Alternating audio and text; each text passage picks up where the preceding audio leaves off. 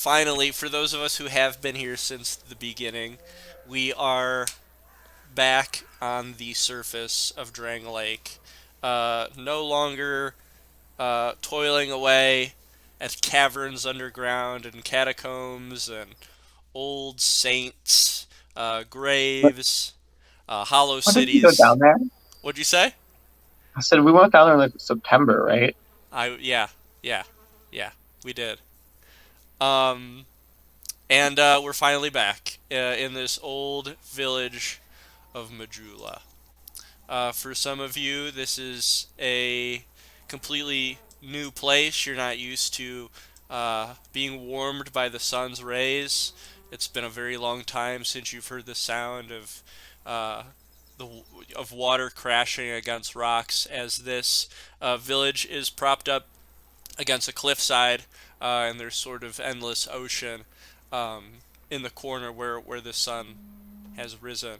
Although currently it is nighttime unless we went to sleep and woke up in the morning. So I don't And remember what I you. think we agreed to go to sleep. Okay. So yeah. So now it would Also, as be a note, early morning. we went down there. We went down there in July. We went down July 25th. How do you? Oh, because your notes. Yeah, my notes are have dates. Oh, that's awesome. Nice. So as far as the day goes, upon us waking up, today is. Let's see. I think I had it as yes. It is the 16th of Nim, which is June, and right now it is 8 o'clock in the morning. I would say. I think you guys were up talking about sort of what you wanted to do until around midnight, if that seems correct. Um, and let's see. We've got weather here, so let's see if it's just a sort of normal day today, or if we've got sort of maybe it's a little hot. We'll see. Okay. So today we've got normal weather. It is regular for the season. You know, pretty hot, but still a nice wind. But yeah, let's go ahead before we wake up in the morning and figure out what we want to do for the day. Aaron, if you want to go ahead and give us a rundown, if you, however much you remember of last session. Now, sort of give us go back to previous slides so you can jog your memory a bit.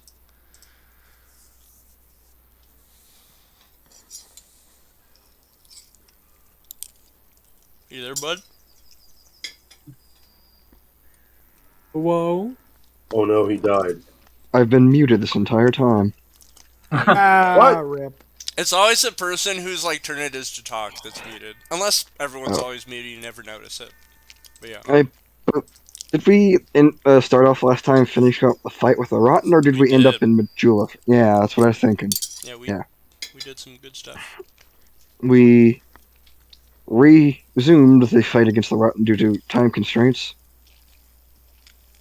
and Mm-hmm. proceeded to fight for our lives. I think we did a pretty good job. Oh, yeah. I don't even think Nero got hurt, except for the final thing. Yeah. But yeah. What with the bolts from heaven raining down? Yeah, like, seriously. Kaboom. Yeah.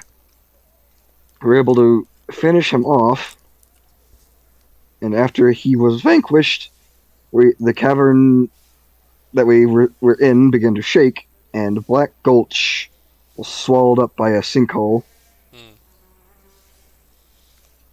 and Bandit Edmund collapsed as well. Nero, being who he was, attempted to drag him out, along with, I believe it was Hebron. Yeah, you guys came to his rescue. That was nice. Yep. We attempted to rescue him anyway, but we were soon blocked off from leaving due to a cave-in, where we watched as Bandit Edmund crumbled to dust and darkness overwhelmed us as debris began collapsing on us. Mm-hmm. And then between Nero and I believe Hebron sparking a light with his was it Sacred Flame, I believe. The darkness Was began it to Sacred Flame? No, that was me and my Prestidigitation. prestidigitation. Yeah. Yeah. Oh, it was, wasn't it? Sorry, that's my bad. Oh, This is so the Presto. The darkness began to creep away. It was still very much oppressive when I believe someone summoned him by doing something. I can't remember what it was, but Oh, the being we Hebron now was know. do you praying. remember? I think it was. Oh, I remember. Yeah, there was Not- something that you got angry at. Or he I got upset at. angry. I got angry at the horrifying tree guy because I called out to my god and he answered instead, which was a little bit freaky. The entity of tree roots and some sort of lava that we now know as Aldia. Yes. We argued with him for a short while before we were enclosed in a ball of roots. Quickly blocked our vision Yeah. before we were transported to the pit inside of the village of Majula. Mm-hmm. Whereupon waking, we were met with a gathering of villagers, the blacksmith. Oh shoot, what was his name? Lenegrast. Lenegrast, thank you. Blacksmith Renegrast and the Emerald Herald Strowen. I believe you pronounced their name. Strowen, yep. Strowen. Names. It's all good. No big deal. Strowen. Where? Nero, feeling like utter shit because he wasn't able to help as much as he thought he would, made a little bit of a snarky comment before Yanagi was able to calm him down by offering alcohol. Where Strowen gave us a key to a abandoned adventurer's manor and bid us to come speak to her at the temple nearby. Which she would have let you know was called the Verigura. Very good. Can you spell that? Can you spell that? I have. God, no. It's in Monsters and NPCs tab under Emerald Herald Strowen's bio. Nice. Alright. That's a word Yep. for sure that I would have That is spelled correctly, I guess. definitely a word. But after a few conversations with the locals, thanking us for lifting some of the oppressive aura that this land holds by defeating the Rotten, and Nero's and probably Halui's conscious hurting because of what they saw happen to Black Gulch, I can't speak with about the other two. They made their way to the... Go ahead. I don't know how you keep adding extra syllables after the L. It's Just the okay. letter I. He found a my- way. Wally. But it's all good. Wally. I always... Baba Louie. Baba Booey. Baba Booey. Howling. Halui. Wally, Louie. Baba Booey. Wally. Whatever. God. I don't know why, but my It's all brain always good. thinks Halloui No, for you're some fine. reason. You're fine. After Just gathering don't up, fucking do it again. gathering up what spoils were in the nest with us, as well as Bandit Edmund's belongings that made it with us, we Yeah. made our way to the manor, where we searched around to see what was inside before promptly passing out, and then waking up in the middle of the night to plan ahead. Yeah. Believe we came to the decision to go shopping for some reason, as well as see Why the not? Emerald Herald. Yeah. See the Emerald Herald before moving out to the Forest of Fallen Giants at the very least. So, go ahead and give yourself some inspiration there, because I saw your sheet does not have it yet. Woo! I think you might have been one of the members of the party to not, forget to use it when they had the opportunity to No, save I haven't been able to do it yet because Oh, I you was haven't? I was sick the last time. It would have been my turn. Okay. Awesome. Like I was Well, late. not awesome, but, Yeah.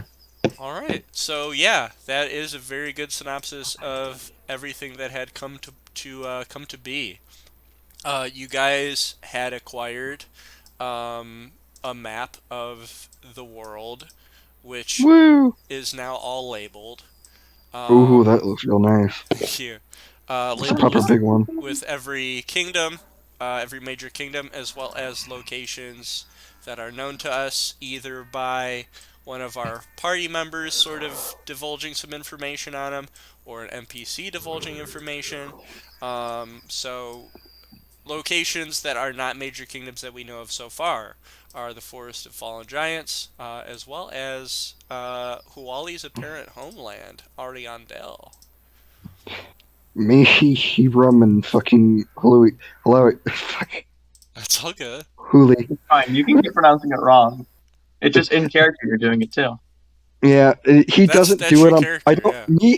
Me and Nero don't do it on purpose. Yeah, Just so you know. that's all good, buddy. No, I assume not. They Okay, have a speak and put them in. so it is very comfortable, warm weather this early summer of Nim, and you guys have just woken up from a long rest in Wyncomb Manor. I will show you your second floor, which has been, made by me myself. So sorry if it's Ooh, unimmersive, but it's quite alright. okay. But It's yeah, nice we big. we have three completely empty, sort of dusty, cobweb covered, um, you know, very I can see this dark. being. Yeah. This is Not my gonna brain. make I think this is going to be a big like. We're going to have a bunch of beds and dressers and stuff in here Right. Yeah. for like just housing. Let someone someone have the bed downstairs. Like Right. While we're out adventuring, we could rent out the space. Yeah. oh that. Oh I yeah. spend You know. all my time in beds around or near you guys on the adventures. You think I'm not taking a room to myself when I get privacy? You can get the No, bottom no, left no. one. When we we could rent out the downstairs house space if we have enough bedrooms. I'll sleep in the larder if I have to. Oh, you have to What's under that little hatch? You could assume that that's sort of like a pantry area. Like a cold storage, like an Yeah. old version of a cold storage. Right. Like bunker. Something neat. They used to put apples in barrels, and then in the winter submerge them into the river because apples last a Wow. long ass time. I did not know that. That's super interesting, actually. Yeah, the apples we get in stores are a few weeks away from being bad at most. Oh yeah, we all knew that. They were picked almost probably over a year beforehand. So Right. That's crazy. Okay, you guys. Working So we've all converged. I've noticed that Nalath, you have named your fire snake, or to be fire snake. Oh yeah. So upon you guys all coming out of your rooms, and Nalath, you've got your familiar sort of wherever wrapped around your neck or however you want to do it. You know, you can introduce your new friend to everyone. You guys can talk about sort of the plan of what is ahead today. Can I ask a quick question about the house? Yeah. When it comes to, obviously the picture, it looks very thoroughly furnished. hmm But when it comes to like foodstuffs and things like that, is there stuff like that here, or are we assuming Sure. we don't have anything that's not here? What is pictured here is here. You aren't sure why there is some sort of food still laid out, even though it's been abandoned, but I will always have a reason for everything. So don't ever think, oh, it's a Waters. pre-made map. best This, guess, yeah, someone left it for us. right. Unless it's completely rotten and then it was just left there. It's not rotten. I just realized In we have that a case, backstory that's Yanagi really nice. has found coffee and has made coffee. Oh, also, what I asked about the wood grain ring. Who has it right Oh now? yes, Yanagi, I believe. I believe it's Okay. me. Cool. So yeah, every single new magic item we get, when we attune to it or learn about it, it sort of has, the spirit of its crafter or its history sort of written into it. We get this sort of psychic connection with the item, and that's how we're able to learn more, about its history, because there is always sort of a description of where it came from attached to these items. So with the wood grain ring itself, um, we learned about it that it is a special ring crafted in an eastern land made of metal, but has a wood grain crest sort of on its surface. Um, so, I'm not sure if Yanagi would be more interested in knowing, see if he knows the history of this ring. But yeah, you can definitely check and see if you know anything more inherently about it if you'd like. Sure, I'll try and figure out what I might know about it. Would that be an insight check? Um, Insight would be more for like understanding someone's demeanor upon talking and stuff like that. So it could either be history, religion, stuff like that. Oh, well, I have none of that, so. If you want to You see want me? how it's like crafted, survival, stuff like that, I guess. You can have one of us look at it if you ask. I assume. Well, you guys so as you'd see on the world map, all you guys know about the Eastern Land is that it exists. Fair So enough. I would just straight up say there's probably like next to no way that you guys would know Gotcha. anything about it. Yeah. Well, then I'll come at this from a couple angles. Mhm. Let's fail a history check first. Okay. What do we got here? 10. A 10. All right. Okay. That's not bad. Definitely crafted by humans from where you hail from. All right. I guess I'll try a survival to see if there's anything I can find out more about its crafting in particular, Sure. the mechanics of it. Watch me somehow We got roll here. lower on this one. Oh my Yeah, god, yeah, I have yeah. a 6 in this. All I knew right. it. You're trying to discern pretty much what kind of, trees that this ring, the wood crest is crafted from, because obviously it has magic properties to it, but you can't discern that. I was never really for magic things anyways. He's going to go ahead and tuck it back into his pocket and just sip at the coffee he made. Was that Lanafear coffee? Ooh. A bit unfortunate that we don't know anything about that. But let's plan our day, shall we? Let I feel me like a good put up the map of Majula. schedule would be to perhaps head to Lenegras to blacksmith, get the armor fixed up of our members who haven't gotten new ones as a result of the last fight. I assume that he could repair the armor you're wearing, Nero, assuming you'll keep it after the rotten fight. Oh, my armor didn't degrade any at all. Oh, you can get hit by the Rotten's attack.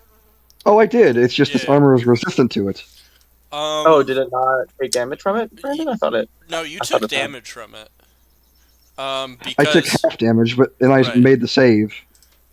Right, I made the save too. yeah, the saves my armor don't degrade. prevent that from happening. Oh, you told. Oh wait, yeah. My Yeah, armor class so- is 18 at the moment. It Yeah, was so- 19. Right. So the way I do it is because I don't want to be too much of a shitty guy. So whenever you take acid damage, it just removes 1 from your armor Yeah. class. Because I believe you said this was considered +1 plate or something like that. Yeah. So I had an AC of 19 with it on, so I'm down to 18. And then you realize this, looking down at it, it's got some gouges in it from the acid. Yeah. Never mind. It appears it was more damage than I thought it was. hmm he like pats it and realizes, oh, there's like cracks in it. Yeah. So where Hebron is your mansion. Well, it's definitely not a mansion, but your little manor here. Compared to what we had. Yeah. And well, actually, you know what? No. Yeah, because I'm starting to figure out where all the shops are. I'm starting to remember where they all are. So yeah, you guys are currently in Wyncomb Manor. Wherever you guys want to go next. We have the armor. We have Yield Tortoise, which is the tavern. So tavern. We have the Veragura, which is right here.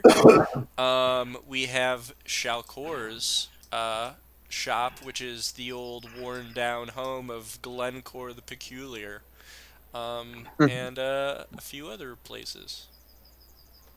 Well, first stop is to is that Matt? Was the what do they call it? Was that a blacksmith? I believe his name was Lenegast. Leningrad. Monograph. Lenegast. I have a horrible touch on names.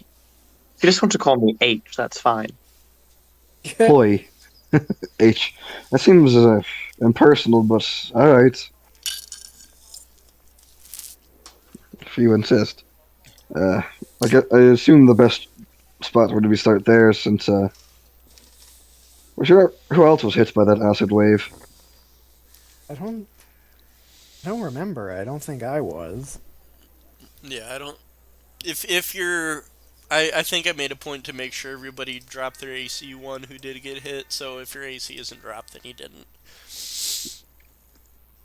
Yeah, Something I did drop it, and then I put it back up because I got new armor. something that may be important to Nalas, because you've had it for such a long time. You've had it since we went to the basement of Shalkor's home. You are suffering from a condition. If you remember. Uh-oh. A condition? Yeah. Right, you're cursed. Oh yeah, I have Wait. exactly -1 temporary hit points. Which is pretty bad for a wizard, yeah. Every point counts. Yeah. How in the hell did that happen? Big fight in this evil it wasn't basement. a fight. But yeah, go ahead, keep going. Sorry, I interrupt too much as a DM.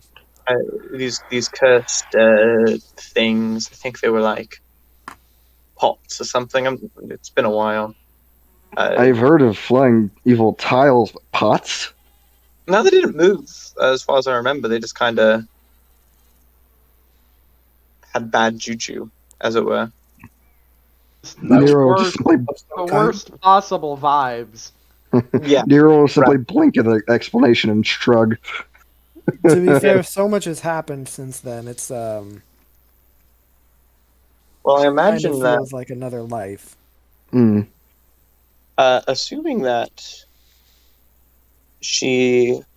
I imagine that perhaps the Varagura might be able to assist in reducing curses. They seem like a religious order, so If I remember correctly, they were part of my patron goddess. right. Oh, And shit. Kaita seems like the kind of patron who would remove curses. She's the best put it gentle type who takes others' suffering upon herself so others don't have to bear it, essentially. Right. She's called the Well, goddess of tears for a reason. Right, that sounds more accurate than not, then. Hopefully we can, after we visit Lenegrast and get armor fixed up, we can go see them. She wanted to talk to us regardless. Aye. Plus, if they're not able to, either me or a cleric over here can take care of it once we get strong enough. Right. The energy Right. of youth is so enviable. This is the first time my old bones have felt warmth. My withered eyes seen the sun in more months than I can count. Are Possibly you longer. And you're already talking about jumping off to the next quest. Are you gonna be okay, Yanagi? I know light deprivation can hurt the eyes once reintroduced by lights. You're gonna be okay. It will be fine. It's not like I'm going to spend my entire remainder of whatever life this is underground anyways. I would No. have to reacclimatize at some point. Yeah, Right. it's narrow shudder. Caves. Ugh. I simply, we've told you by this point, of the kind of quest that we've been set on by the, what were they?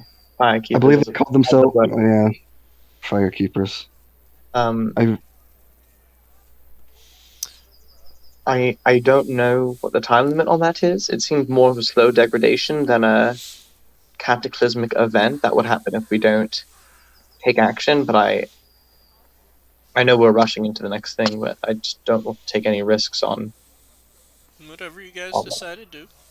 All Some good. downtime. You have to remember, I was part of I was part of the guard. You need to take breaks occasionally, otherwise it starts to get to you mentally and physically. Don't get me wrong. I do not fault your energy. I envy it.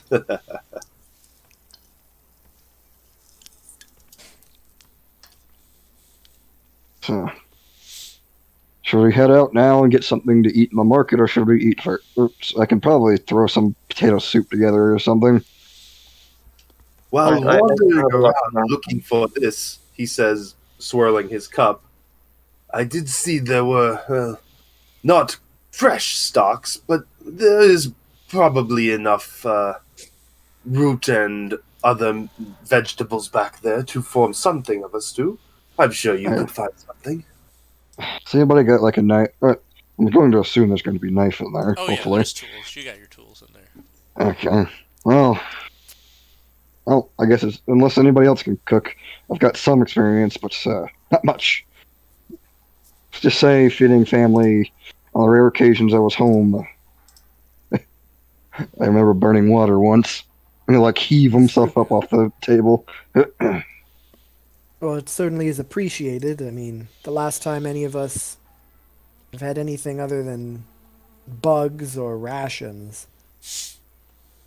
To be fair, I think as undead we either don't need as much or at all food, but it's Still the preferable, same you know? amount. Yeah, you still need rations. Yeah. If If you nothing would other like than I have been preparing meals for myself in a solitary journey most of my life. I know my way around the cooking. I'd appreciate it. Most of my experience is throwing meat and potatoes into a pot of water with some stock. That's a fine start. Hopefully we have some stock, otherwise we're gonna have to find some. Right, well, I Usually, think, you throw the meat and potatoes into water first to get the stock. I prefer to have some good beef bone if possible. He's like muttering to himself now. well, I think that He will follow him off to help. Okay. Alright, so you guys both head into this old dilapidated kitchen here with a layer of dust over all the tables. Although the dust is not atop the food that is here, but it is the utensils. And you guys can sort of scrounge up what you can find here. Alright, let's fucking make some decisions here. We're just... Lanagraph. Alright. So. No snapping, no snapping. Alright, there we go. So, we'll go ahead and move Hebrum's token for 15 the feet. party. Yeah, 15 feet as we long stride over to the armorer over here. The blacksmith shop where the blacksmith, Germ, Lenagrast, with his temper and sort of very blunt demeanor, is blacksmithing. We pass by quite a few villagers farming, minding their business, sort of doing some trading out in the streets, talking, laughing amongst each other. It's a very calm and sort of tranquil environment that we are wandering through. Nobody really pays you any mind. Maybe one or two villagers look to you and give you sort of a light nod, but other than that, nobody stops you. So we have all entered Lenagrast's shop. He is busy at work forging some simple weapons, and doesn't seem to notice that you guys have walked in. But it is nice and hot in here with the roaring flame of sort of his smithy. You guys see the same collection of weapons that are strewn around on wooden tables. But yeah, it is a simple shop of cobblestone and creaking wooden floor. And you can see the same armor that we came across the first time we went in here, that ironclad armor that looked like it had sort of a almost fortified turtle shell on the back of it. Very, very heavy and very hardy equipment. Huh.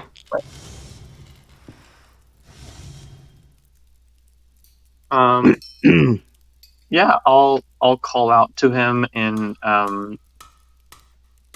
what would the language be called? Gurmish? Yeah. For In the Gurmish? language, it's going to stay dwarvish, but yeah, he is a Gurm, so fantasy like Gremlish. Drangleic dwarf. Right. Yeah, I'll call out in Dwarvish, then I'll say, Lenegrast, And he turns around, hobbles on over. I just said his name, so it wasn't really in Dwarvish, I guess. Oh, were you gonna say more stuff to him? No. Okay. Yeah, I mean, Oh, Lenegrast man, and does he Gurm speak in probably just dwarvish? Leningrad. Man. yeah, I can say I'm gonna say his Brandon name, though. and I can say Brandon in 27 different languages. Yeah. Brandon. Yeah, exactly. So he turns around with beads of sweat on his forehead and, a sweaty blacksmith smock, big old leather boots, and rolled up sleeves.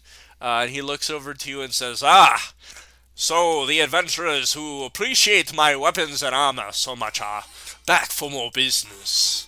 And he goes on forward and says, "Since you're still alive, finding your way out of that putrid gutter, it looks as if you need more of my services. What is it that I can give to you promising adventurers?" We see, good smith. We had an encounter with a being that spit acid, and my armor's quite degraded because of it. Ah, yes, many dangers down there in the gutter. Besides those forgotten graves of saints, there are many monsters down below, as I'm sure you are now very well aware of. I believe that I can weld this back together for ye. It'll cost you, of course. Of course. How much are we talking? Well, this is, would you show him, well, I mean, was it the, It's the black iron It plate. was the black iron plate. It says, black iron. This is a very rare mineral around here indeed. Not your run-of-the-mill iron or steel that you might find, but I might have just a small amount, enough to patch up these scrapes and scars that you have found amongst you. It will cost you a pretty penny, though. The last time I heard of somebody wearing this armor was Black Iron Tarkus, during the ages of the giants. It will be 500 souls to patch these up. That sounds reasonable. I believe we have a deal. We'll hold out his hand to shake. All right, he gets on his tippy toes as his leather boots squeak and firmly grasps your hand with his black gloves. And it says, "All right, well, when you're all ready, hand it over. It should take a few hours for me to get this done. I still have some weapons to forge for our villagers who are a little wary of more adventurers keen on taking from us than those of you who've been so kind. You there," it points to Huali. "I see you wear the armor of the brigands. I would be a little cautious if I were you traveling outside of here, as those who see you bearing that armor might assume devious things from you." As a note, Holly is now wearing the chain harness under her what was it? Brigand leather? Chaos robes? Oh, chaos robes. Okay. Yeah, I'm not wearing the brigand leather anymore because I think he would then instead ask, since the last time he saw you was with it on, and say, "Do you still have that devilish brigand leather on you? If you're not using it, I might break it down for leather for less devious uses." Sure. Yeah, I found some enchanted chain underneath well, in the gutter. So not wearing it anymore. If you want it back, I'll offer it back to you at no cost. It's a bit damaged from acid. Very kind of you to not require a price for this. I find much respect in it since it is armor around this area that is not very respected. I will take it off your hands and I will tear it down for better use. No problem. Since we were last here, and I know it hasn't been too long, have you got anything new and interesting in? Yes, we've got a few items that some villagers have scrounged up from their ancestors brought here, since they found no other use for it. Sure, I could offer you some items. Go ahead and scrounge through the weapons that I have put out. I'm a bit of an artist myself. Sometimes I'll conjure up some ideas for new weapons that might be useful out in the field. In addition to that, I might have some provisions to help you out on your journey, and items of the like. Right. Yeah, I'll take a look around. Anything that wasn't here previously? Or... Alright, let me go ahead and check. I will say he has all armor types and shields, so heavy, medium, and light armor are available to you guys. Other than that, let's see. He is going to have some +1 ammunition that he has sort of crafted together that you guys can, snag if you want some of that. He has just a few potions on him that he has atop the counter that are potions that are more sort of warrior-based. Potion of hill giant strength and potion of growth and things of that nature. Let's see. Potion of speed. So let me go ahead and mark those for you. Potion of speed, potion of growth, and potion of hill giant strength. I will say he has one of each. Every basic armor type, basic weapon type. So that would include, martial as well as, non-martial weapons. In addition to that, let's see some of the more interesting items he might have on him. He has a horn of blasting that he sort of got on display. Let's see. Other than that, there might be some unique weapons that he's got on him as I accidentally pressed the X button on my Google Doc. Yeah, you don't need that. Alright, make one up right now. Yeah. Control-Shift-T, quick. Yeah, I've got all 55 pages just memorized like the back of my hand. This weapon lets you cast Power Word Kill at will. Yeah. You And just it's have one to have the soul, magic yeah. card on you first. But it can only target your teammates. All right. Any non-hostile enemies. Let's see. So let's see what... Ooh, some consumables he may have. Oh, he will have some fire bombs on him. Mm-hmm. I think you guys already got a couple of those. Yeah, I do. Okay, cool. And let's see if he's got some... Ooh. I think you guys already went through these, but I'll sort of re-add them to you. So he's got Morningstar, Reinforced Club, the Pickaxe, which is my favorite because it deals double damage to objects and structures. So that's fun. And then let's see if there's anything else he might have. Ooh. I think the other one that he would have would be the Crescent Axe. Ooh. What's that? We haven't seen that one, I don't think. Okay. Oh, he also has the Keistis, which are like He had the brass S-Stock. I don't know knuckles. if he still No, stocks he those. doesn't have anymore. So the Crescent Axe is a battle axe with finesse. Guys. What's and the Kestis is fifth weapon, right? Yeah, it's like steel knuckles that are like these gloves that you put over your hands, and they've got like little spiked knuckles on them. Well, not spiked. They've got just like strong knuckles on them. They are an unarmed attack that deal 1d6 bludgeoning damage. Lemongrass. How much is the Crescent Axe? A very fine weapon indeed. One of my favorites, of course. Took me quite a while to conjure that one up. It is a very complicated blacksmithing process. That one is going to be 1,500 souls. One of my most prized possessions. I'll put it to good use, and if you'll let me have it. Oh yes, of course. Go ahead and pick it up off one of the tables there. I know that I've only made one. It is quite a painstaking process, as I've said.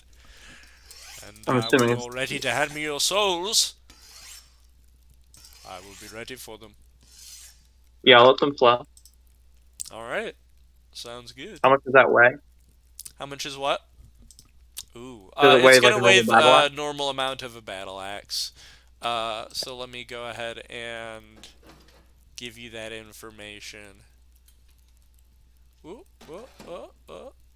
weapons. Battle axe.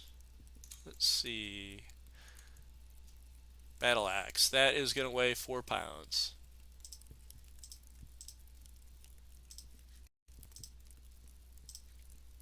Thank you. Yeah, I already looked it up. Okay, cool. Alright, now we can go ahead and add that to our weapons and armor tab, and you can see the beauty that is this sort of bronzish, very decorated axe.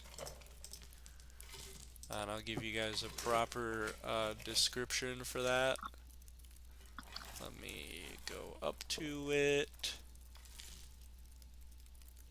Anyone else? Is anyone else looking for items who has not spoken yet? If there's any unique armor, I'd be interested in browsing.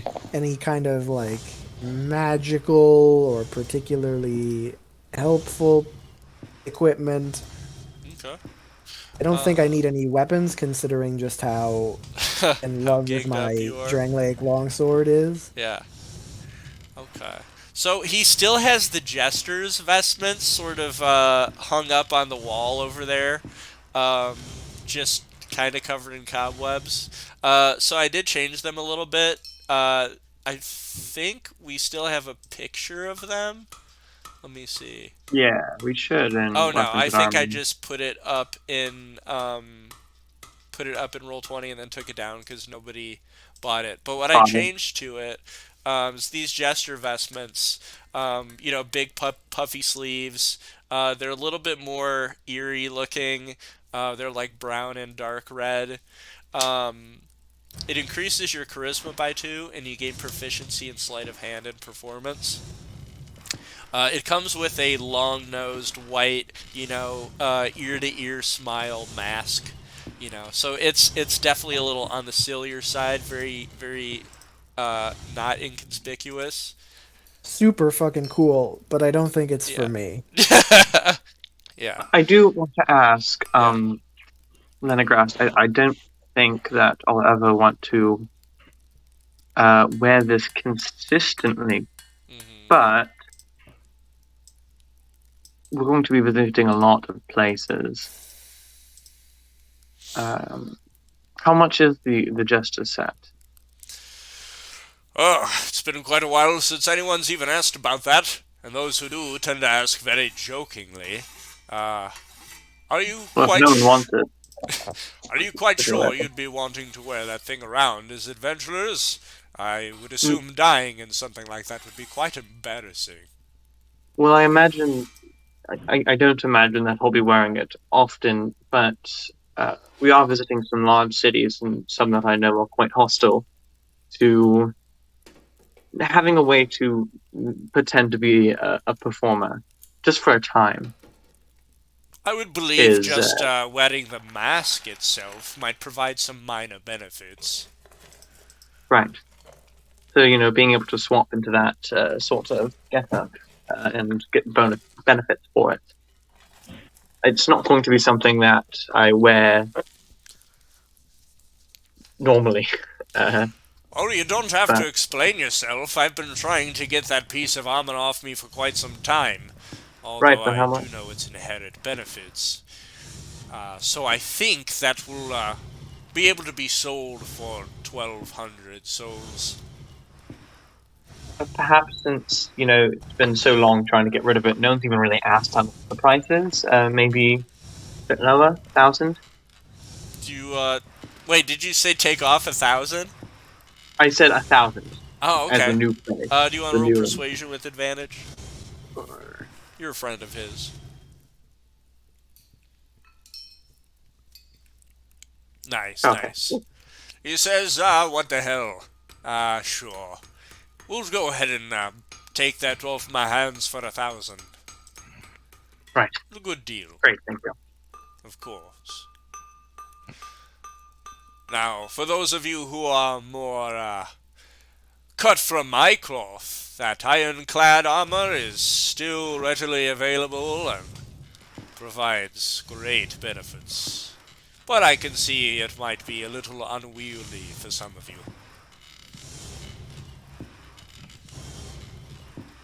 I think I'm Seti Spaghetti. I don't say that out loud, but I'm thinking it to myself. Okay. Alright. Right. Certainly our pleasure to share with you the spoils of our latest little quest.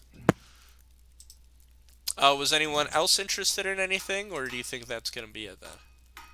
Sorry, just one more thing from me, and I know that I'm speaking quite a good amount. Oh, you're good. Do you have a shield? Just round out my options for a fight. Oh, sure, of I know course. you Plenty of shields. How much is that? Alright, let's go ahead and double check that. Let me see. I think that's going to be in armor. I think the shield is considered. Yep.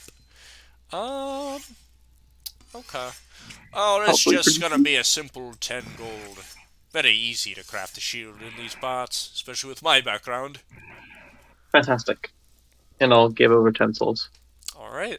How much do you have right now? Just out of curiosity. I love hearing how... 3,175 left. Yeah, nice. I love hearing how decked out you guys are. So yeah, would anyone else say anything to him, or? All good from my end. Okay. Well, she's off doing that. Nero would have out of this just as regular clothes and given him the armor. Okay, cool. Yeah, so he'll take the armor piece by piece. For how short in stature he is, he's still quite strong. And he'll haul them back to the back of the shop. And you can hear him sort of slam them down as they're quite heavy. But you can tell they aren't damaged at all from him throwing them down onto the ground.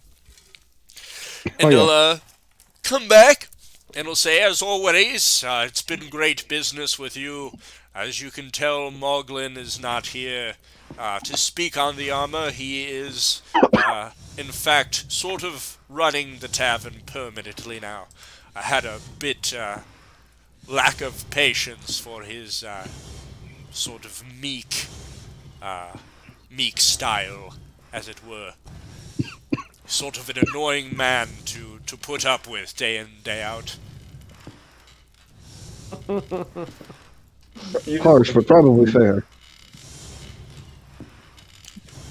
Knowing the germ like I do, that was probably extremely harsh, but extremely fair.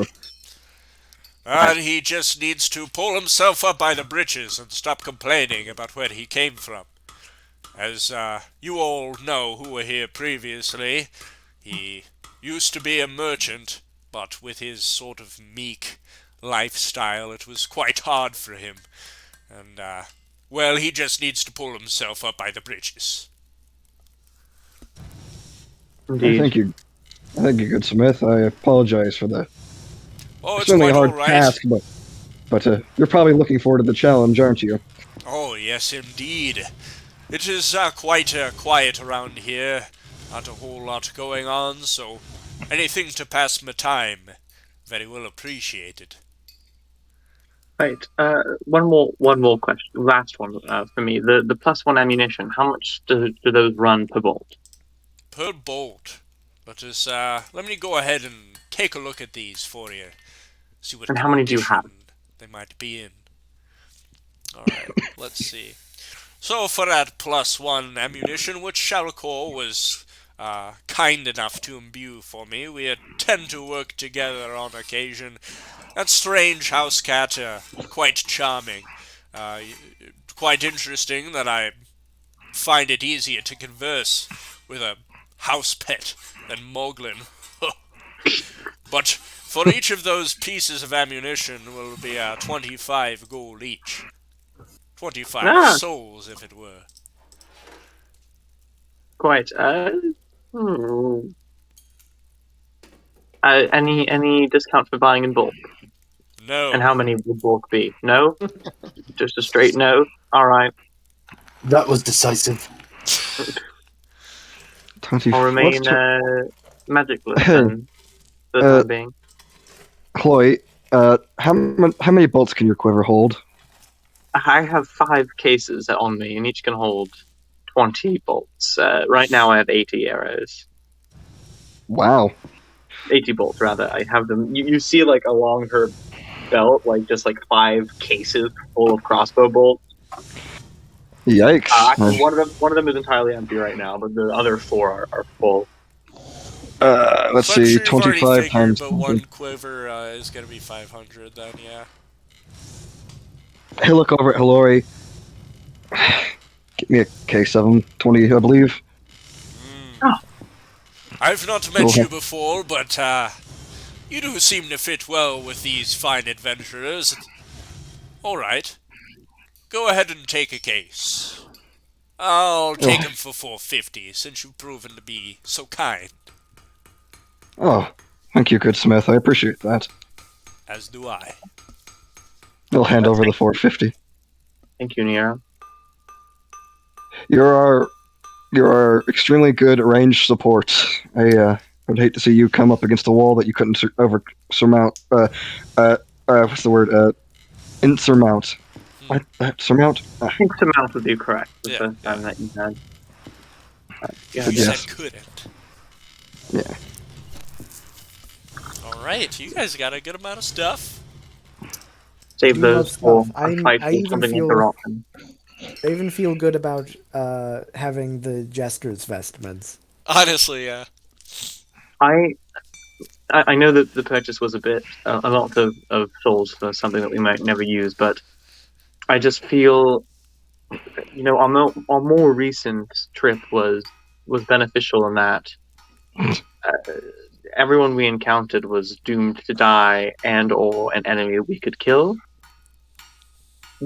and one that we could probably surpass. The closest thing we got to something other than that is King Vendrick.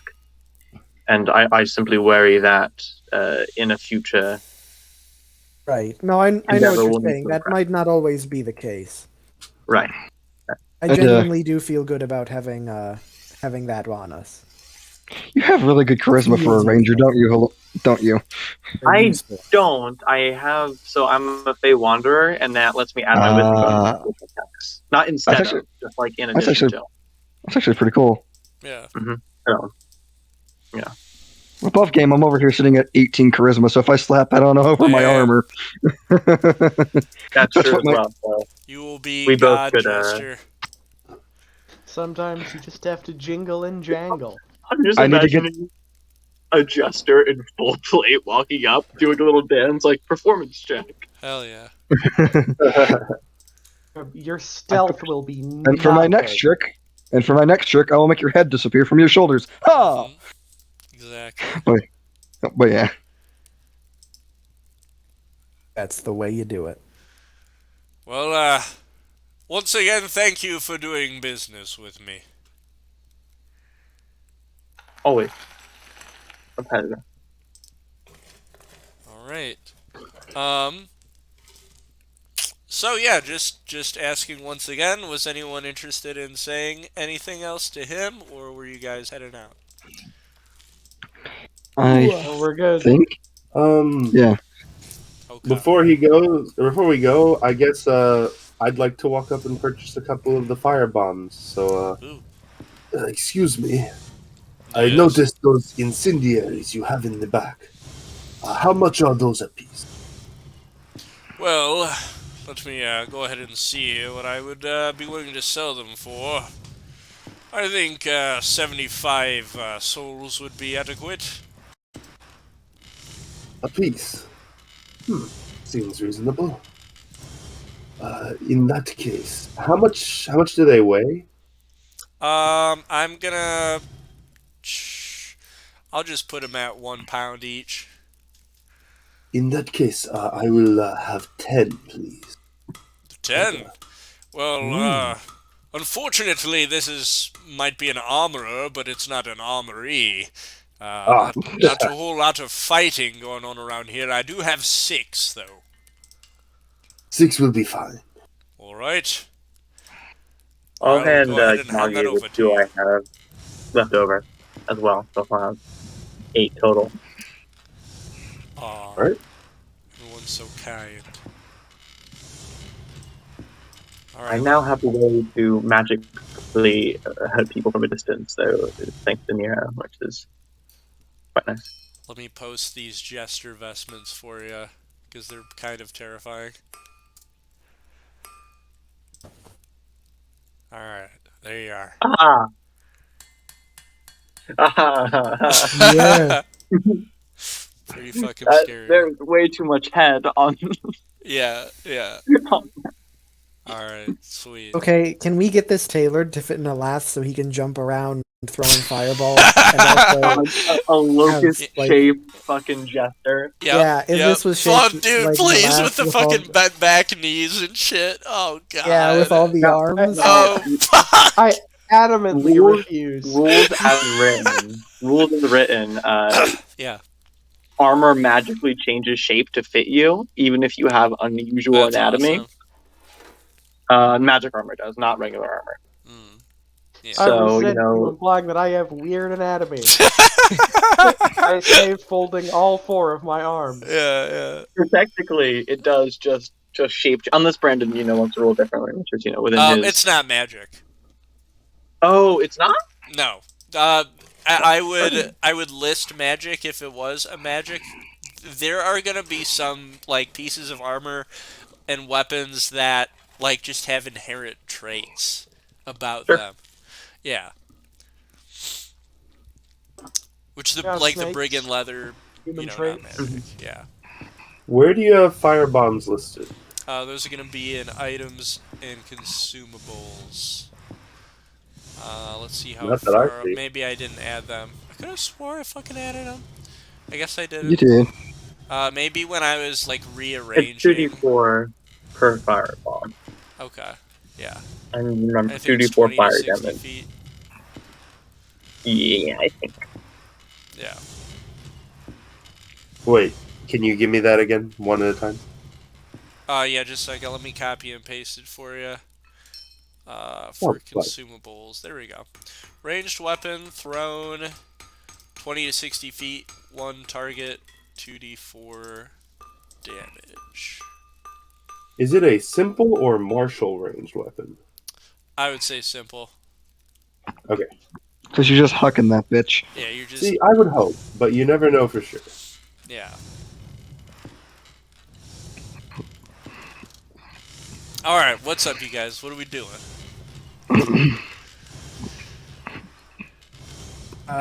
We need Shalkor help. Okay. Alright, so what I will say will happen if you guys were to say your goodbyes and attempt to walk out of the shop. He was sort of. It seems like he had something on his mind, but couldn't make up whether or not he wanted to talk about it. But as you guys guys begin to walk out of the shop, he would sort of,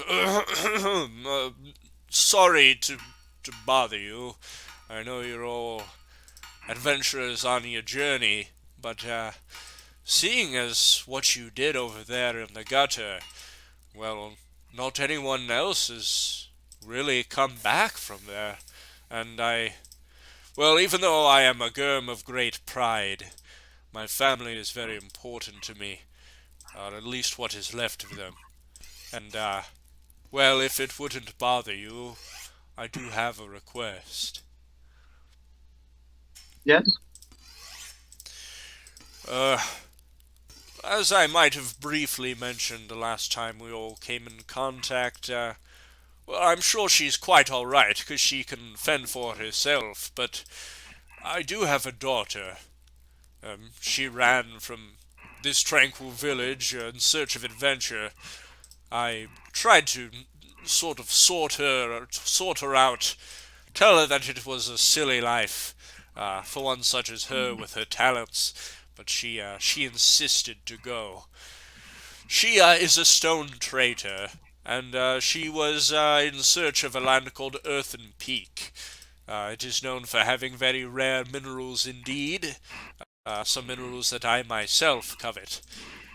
Perhaps if you were to, on your journey, search for her, it would be appreciated, as I would like to know if she was doing all right. That sounds incredibly reasonable. Certainly. I do have to ask, a stone trader, what kind of... Is it just like regular gems and jewels, or... Well, the gems and jewels that she works with are very, very far from regular. She has a certain skill set that I am not capable of, where she can work with magic.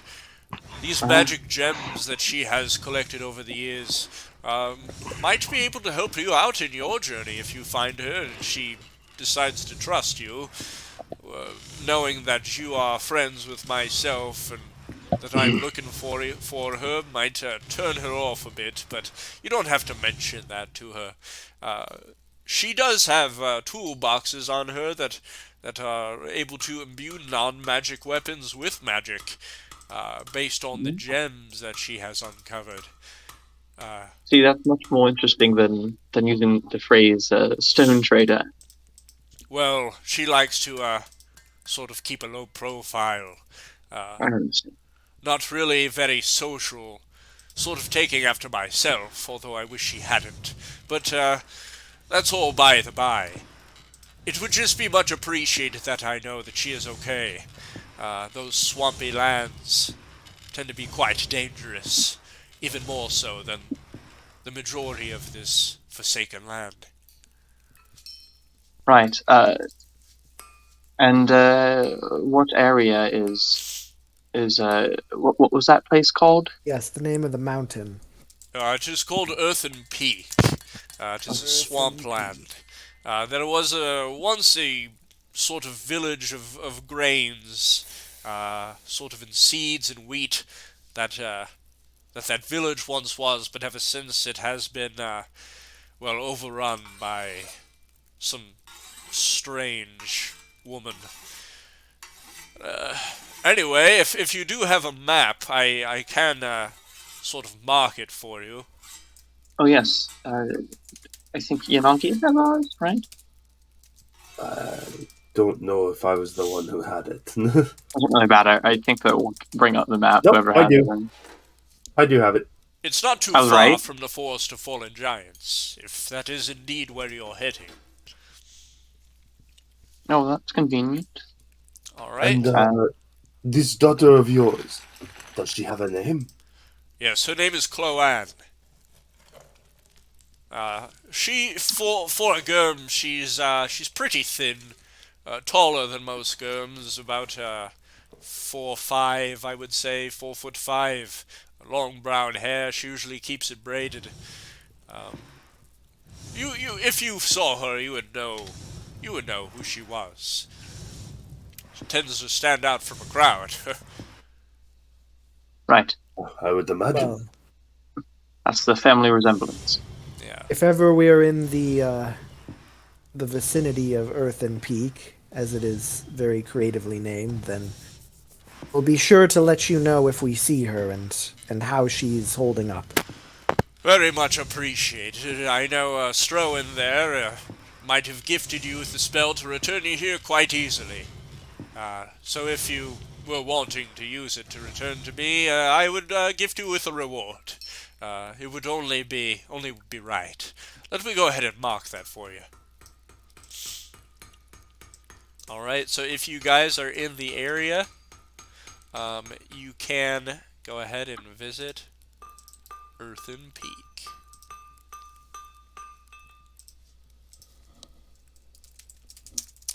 Let me go ahead and mark that. Waypoint.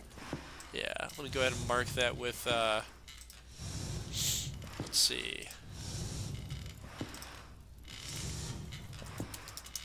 For a second, I thought Eastern Land said Easter Island, Of course you did. Shit. and I got way too excited. Yeah. Oh fuck yeah! Let's go to fucking Easter Island. Alright. Earth. You imagine, All like, the the Moai heads are Moai. like up and walking around. Yeah, they just rise from the earth and like start trying to crush you with their giant heads. Brandon, Yeah. quick question, because I wasn't thinking about this before at all, because I had only non-magical crossbow bolts that were pretty cheap. Collecting bolts after a fight, is it just once I fire them, they're not magic anymore, or is it when it hits an enemy, they're not magic? Or can I Jeez. recover the bolt? Well, I know you so can the rules written for Yeah. +1 crossbow bolts Yeah. is when you hit the target, the bolts cease to be magical. I'm totally cool with that. That sounds very balanced. Okay. Yeah. So if I miss, I can collect it after the fight, and it's still magic.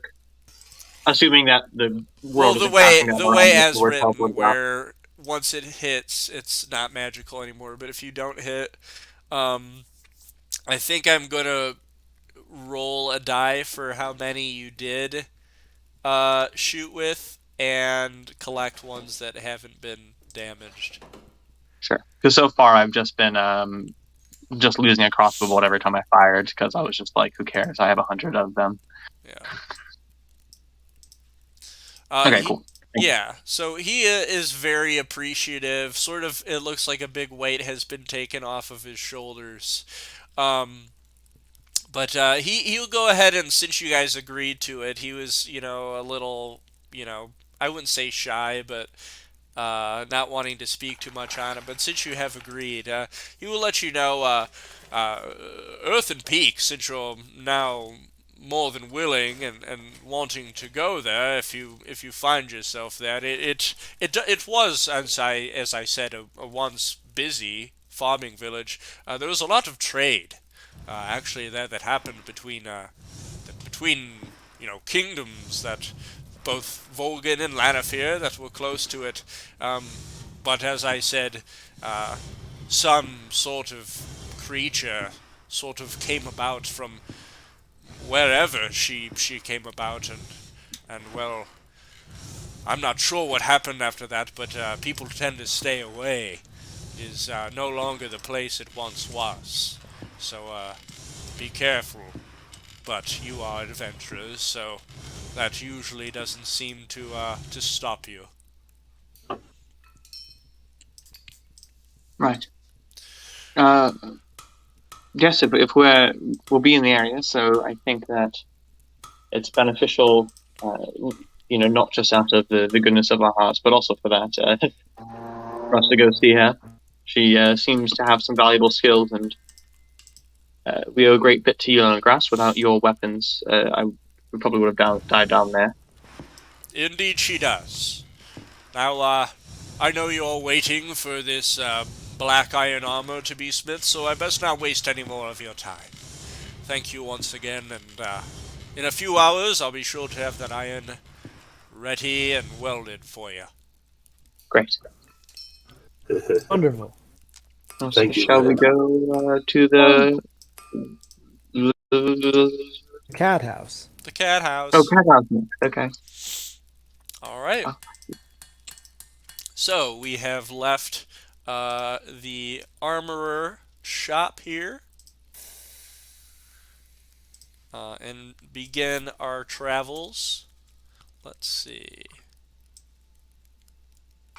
Let me change our music here.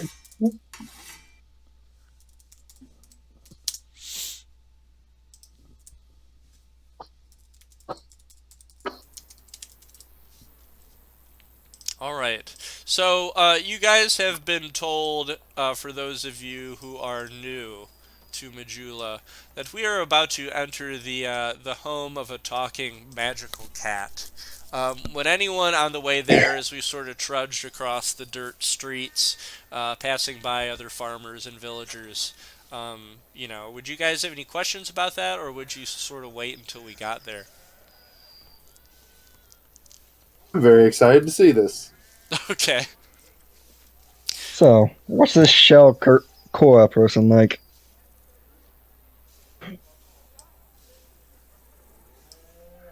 What was that? Sorry? Yeah. What had you Has some- What did you say? What's this shell Cora person like? You mentioned she was a cat? Right, she's quite curious. Oh, tall cats. Sweet. Imagine for a cat. I like curious, if I had to pick a word. Yeah. Mm. Oh, sweet is another one that I would pick probably. Yeah. Yeah. But I think it was her master was what Curious Glencore. Peculiar Glencore. Oh, peculiar. Oh, my bad. So close. Synonyms. Good enough. if you mean curious isn't strange. She's quite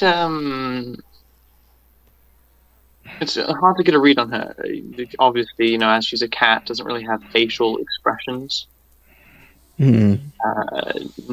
And she was quite enigmatic, even if she was human.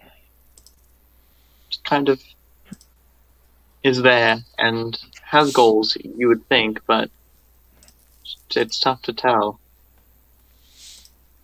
All right. Are you implying that cats cannot have facial impressions? He says with a huge smile. She is a regular cat and does not have a human body. Nor do I think... I doubt she came about her speaking through growing up talking as you have. I imagine it's an enchantment placed upon her by her former, I guess technically current, but he hasn't been seen in a long time, master, so... I've heard maybe you'll have a better read on it it in than the I. past. I must admit, I struggle reading your emotions quite often as well. Oh, I shall try my best to be more blatant. I think He it's says on with purpose. a little bit of a bow. At this Right. point, we have approached the front door to this two-story home. The shingles are sort of all torn up. We've got some just like swinging, creaking shutters in the wind. Some cracked glass and a jar door. There's weeds growing around and tall grass, which hasn't been tended to. As you would assume, a cat can't really do anything about it since her master has left. It's dark inside, except for we can see just like the faint glowing of a fireplace in the darkness. And if you guys wanted to, we can head inside. Yeah. Yes, please. Okay. So, everyone heads through the creaking door into the darkness, into this sort of quaint, cozy home of creaking floorboards. And you all look around this mostly empty, quiet home of sort of strewn about unorganized potion jars and, sacks of what we can assume to be magic items. And we see on this rocking chair in the corner, snuggled up, cat with long sort of white, beigeish, somewhat golden hair with long ears and a puffy tail, just snoring and purring away in the corner of the room. Nice. A very cozy scene. Do we wake her up or what? I'll just say, in like a normal tone, not trying to wake her up or anything. I'll just say, Shao. Upon you saying that, her fur would sort of stand up on end a little bit and sort of puff out. Her eyes would blink open from a very sleepy dream, and she would open her mouth very wide for a yawn and stretch out her puffy body. She'd walk around in a little bit of a circle, circling her tail, and sit down as her tail sort of elegantly wavers around her. And she would look to you and say, well, look whose paws pitter-pattered back into my home. And very quietly she would pounce off of the rocking chair back onto the floorboards as she struts towards you and says, looks like the gutter didn't have its way with you. What brings you back to my home, as I see you have survived your journey? Yes, against all odds. Oh, yes, indeed. All odds were quite against you.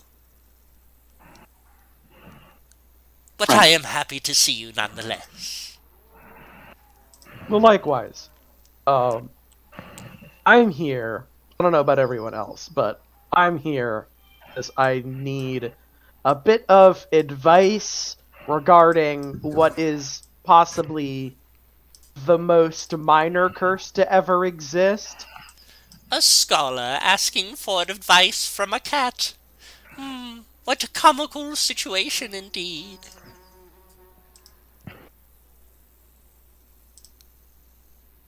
Are you suggesting you can't help him? Well, what is this curse you speak of? There are many curses plaguing this land. What is it that ails you? I appear to have been mildly petrified. Petrification. I can tell that it is only mild, since if you were a full statue, it would require a fragrant branch of yore to free you from your demise. And he would likely be a lot less talkative. Indeed. Yeah, mostly it's just that, like, I wake up in the morning and I'm like, my shoulders are all stiff, you know? Yeah, It's really... If I stop moving for too long, I start kind of, like, freezing in place a little. Like I've got arthritis. Well, I don't think that's what arthritis is. I myself would say that I am quite pleased to hear your voice again, you crackling, odd fellow. Yes, I believe I do have something that could cure your ailment. It is called a Purging Stone. It is a small silver tablet, imprinted with a human skull upon it. Of course, human, no other one, as the most cursed creatures in this land tend to be. And she would look into Hebram's eyes, sort of pondering for a little bit, and then turn back to Nalath, and would say, if you wish for one of these purging stones, I'm sure I could scrounge one up for you. Yeah, that would be just dandy. Any And others? while we're here, Go ahead. yes, I was just about to ask, as you said, any others. Have you any other interesting magical items? Oh, I'm not sure. I am a talking cat, after all, but we'll see if we have one or two other things of magic persuasion amongst us. And she will, I think we are all curious to see what this cat has dragged in. yes.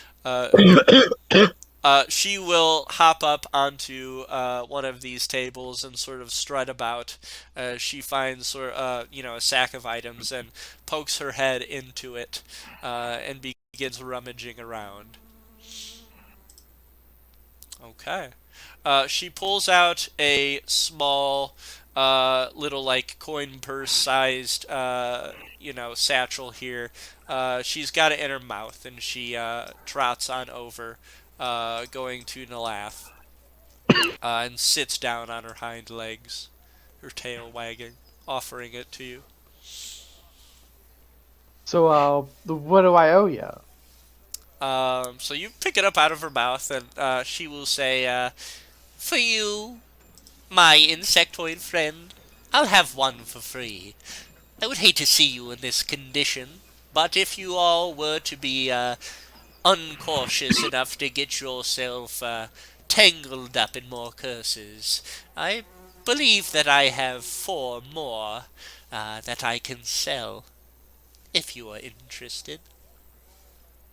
I actually might want to, because I've been carrying this one around for I don't even know how long at this point. Months.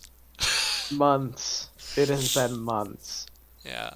So long that you forgot about it. You just got used to your Well, crackling bones. I remembered, like, statistically. Yeah. Okay. So for Purging Stones past this one, she will ask for 100 souls each, but will also let you know its inherent magical traits. In order to use this properly, you must crush the stone, releasing its golden incense of yellow smoke. It will gravitate towards you, sensing the curse, and free you of your ailment. And let me go ahead and post that for you in items and consumables. That sounds easy enough. So, how many more are you asking for? I'll take a couple more. Alright. So, 2 Purging Stones for 200 souls. And a third one on the house. And a third on the house. I like look at it and I'm like, I really hope that this works on insect kin. Or if I need like a different one with like an insect kin skull on it. We'll go ahead and test it out then, if you're so apprehensive about it. I crush it. Okay. You crush it in a puff of almost acidic-looking yellow smoke that sort of glistens and pops in the air. Sort of is released like a sort of cloud of pollen. And as it's released, it swirls around and it gravitates towards you, as Shalcor mentioned, sort of just embeds itself in your flesh. And as it does, or your carapace, and as it does, you feel your joints begin to loosen, and this sort of grayish ooze begins to drip from sort of the gaps in your insectoid carapace, spilling onto the floor, and you feel much better. Your curse removed. Gross. Didn't need all that. Oh, while I'm here, did I get the 10 temporary HP from the soup earlier? I don't remember. Yeah. Alright, cool. So we are at 39, which is far and away the most HP I have ever had. Damn. Oh man. I feel phenomenal. And that's with 10 Between temporary. this and the soup, Hell yeah. goddamn. You're at 39 with 10 temporary. Yeah. Wow. Gosh. Don't judge me. I'm judging you. I'm over here judging you. Alright, fine, judge me, but I won't be happy about it. My max HP don't wanna is know. 6 Don't away tell me. from double yours. As you all jibber-jabber amongst each other, are there any other potions or scrolls or rings that you might be interested in? Well, what do you have? I would be curious to see what rings you are offering. Well, For wizards and sorcerers, I have any first or second level spell that you would wish. Oh, geez, that's a lot of scrolls. And, what of those who know very little of magic, yet still wish to benefit from it? Well, first of all, I would pity you for not indulging in such wonders of this world, but I can offer you potions and rings, if you are interested. I'm most curious. Alright, so let's see what she has on her. Okay. Potion of climbing, potion of clairvoyance, potion of vitality.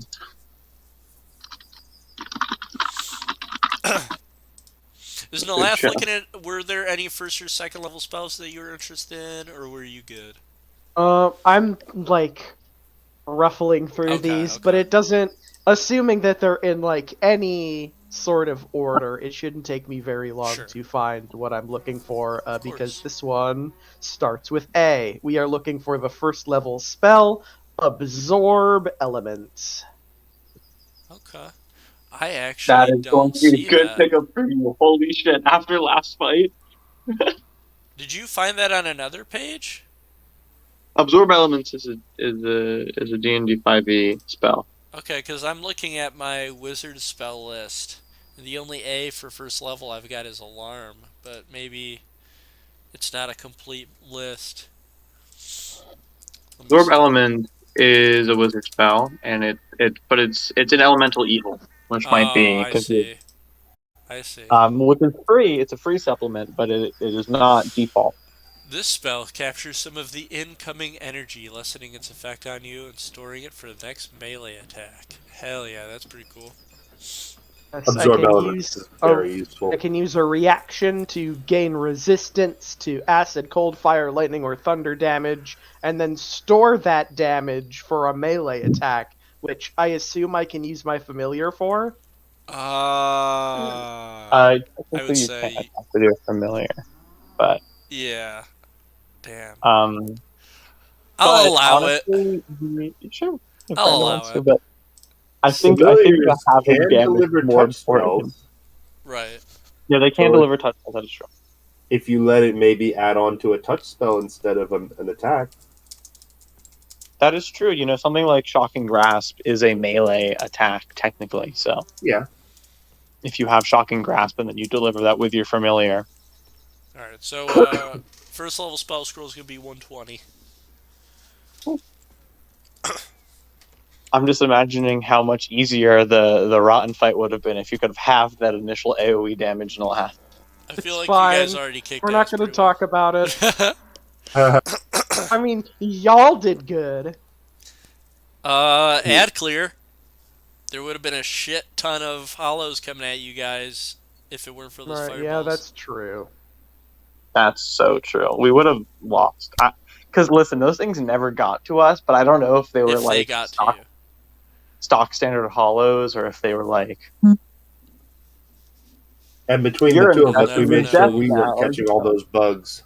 Oh my Yeah, god. also catching that one, catching that one bug which was flanking us. I know. I think Bandit Miyagi Edmund handled took a the other one. fireball worth of bleed damage.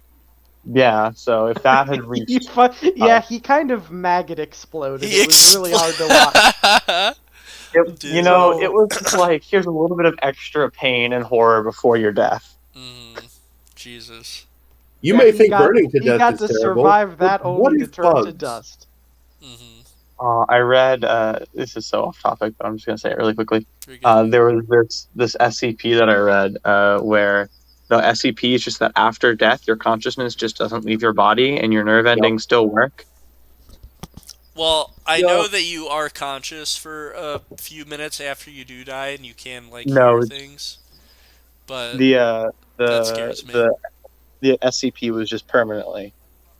yeah, that's the- Yeah, fine. so you Stay could alive. perceive all of your atoms being consumed and spread Uh-huh. across the universe over every single thing, and it all hurt. Mm-hmm. Well, you do Did you read it have as well? like small not atomic. That's stupid. You do have small little bombs in your body that when you are dying, they like explode. I'm not sure if it's to make you feel less pain, which sounds completely counterintuitive. But yeah, Yeah, I there's eat a these. lot of Taco Bell too. Yeah, yeah. Anyways, But anyway, yeah. so, Chalkboard, do you have any rings? Hmm. Yes, as I've mentioned, I'm sure I can give up a few rings if you were willing to purchase some of them. Let me go ahead and see if we've got any standard rings here. Ooh, shit. Alright, these And are you said expensive. you said But absorb elements was 150, right? 120. 120. Okay. And I think it's Um, 10 gold for you to copy it, or 50, because you're a Wizard. wizard. does she also have cantrips? Yeah, I'm You- sure if she's got first and second level spells, she'll have some cantrips. Because we were just talking about shocking grasp, You and were. those are the only two I think I need at the moment. Okay. So cantrips are gonna be 60. 60 souls. Perfect. I have jotted it down. I'm Alright. at 6,000 even. Let's see if she's got some unique rings. Oh. Yeah. Hmm. No, she does have two though. Like I said, they are more expensive. She says, although you have survived quite a bit on your journey, I do not think you all are quite hefty enough to be able to afford these. Perhaps you can come back later. You know, I mean, just, maybe so we have a goal to work towards and a reason to come back. Hmm. I'm not going to return here if I don't have to on a promise of something great. So, What do the rings do, and what are the cost? Ring of the Ram and Ring of Evasion. Um, Oh, they're both going to be 3,500 souls, which really isn't super bad. I brought down the price a little bit more, even from sane magic items. So you let's fail a see. dex saving? Okay. Yeah, ring evasion there. What does the ring of ram do? I know what the ring of evasion does because of Okay, my let me go ahead and post that obsessive for you. use. 3 charges, regains expended charges at dawn. You can use an action to expend 1 to 3. Attack one creature 60 feet in front of you. You get a +7 attack roll bonus. On a hit, the target takes 2d10 force damage and is pushed 5 feet away from you. Huh. And it does require attunement, of course. Right. Well, I'm not in need of any of these potions or rings Okay. at the moment. But if anyone else is, I can assist buying them. Or What's the ring of evasion? I'll put out it an has action description. 1d3 charges a day. You can, when you fail a dex saving throw, you expend a charge and you succeed the dex saving throw instead. Let me go That ahead. sounds really good. Yeah, I just don't need it because I would have succeeded anyway. Let's do that. There you go. Yeah, there we go. Because I have 12 decks. That's a ring that pretty much gives you like a dragon's legendary action. Yeah, it's dex legendary resistance, which is nice. How much is this? 3,500. They're both 3,500? Okay. I'm actually really considering that. That kind of fucking owns.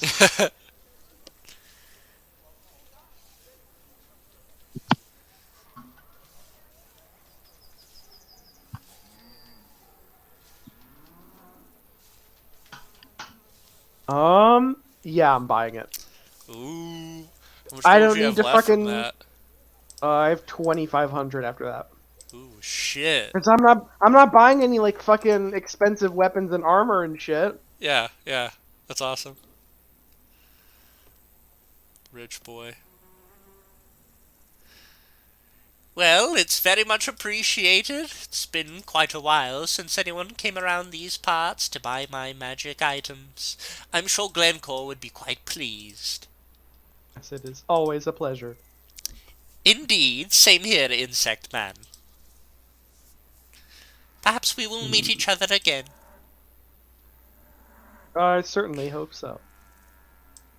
She will then purr a little bit and then slink away. Oh, wait. Oh, yep. What? Sorry. I was trying to wait my turn.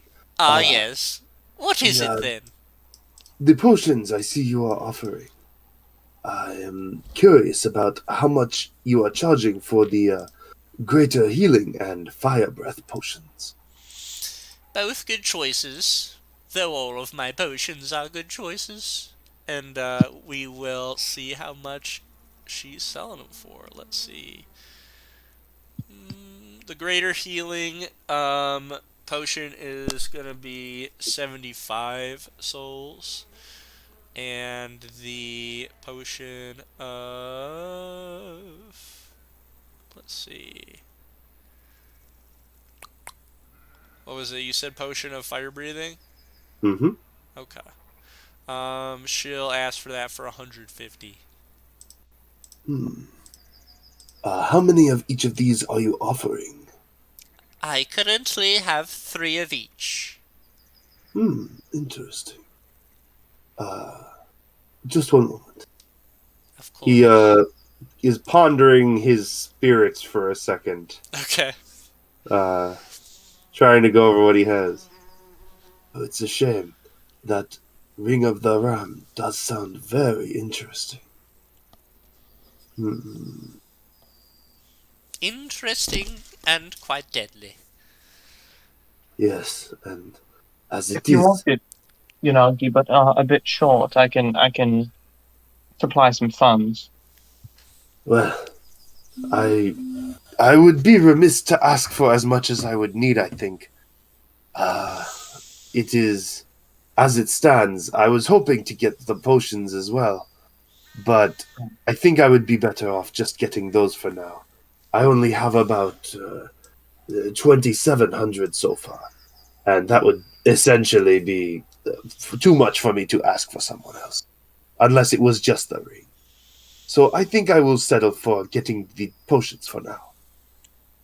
All right. But I appreciate it. Thank you. Then I will take all 6 of those potions, if you would. Be careful, Leonin. In a land like this, monsters tend to swallow up the humble. But she will take it.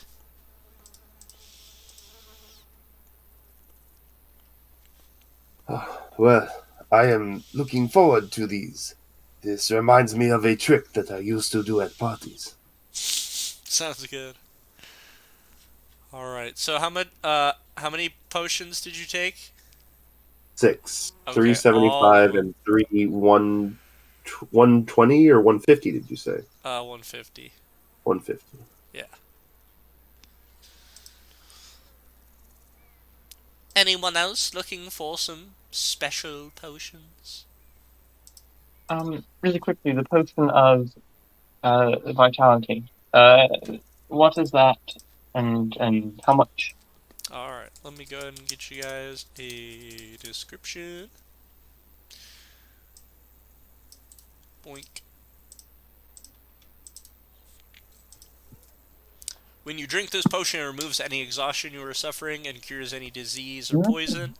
For the next 24 hours, you gain maximum number of hit points for any die you spend. And we will be encountering more arid areas, as well as if there is sort of like a heat wave or something like that, or exhaustion might be a thing. If you guys don't have proper provisions, as well as just exhaustion from other effects and whatever. And then that will also be 150. And you have 3 of those? 3 of each, yes. I think I'll grab 3 of the potion of vitality. Ooh, alrighty. She will take your I souls think off your hands then. I think that it will be useful, whether it's for getting rid of exhaustion in an arid land or just keeping up.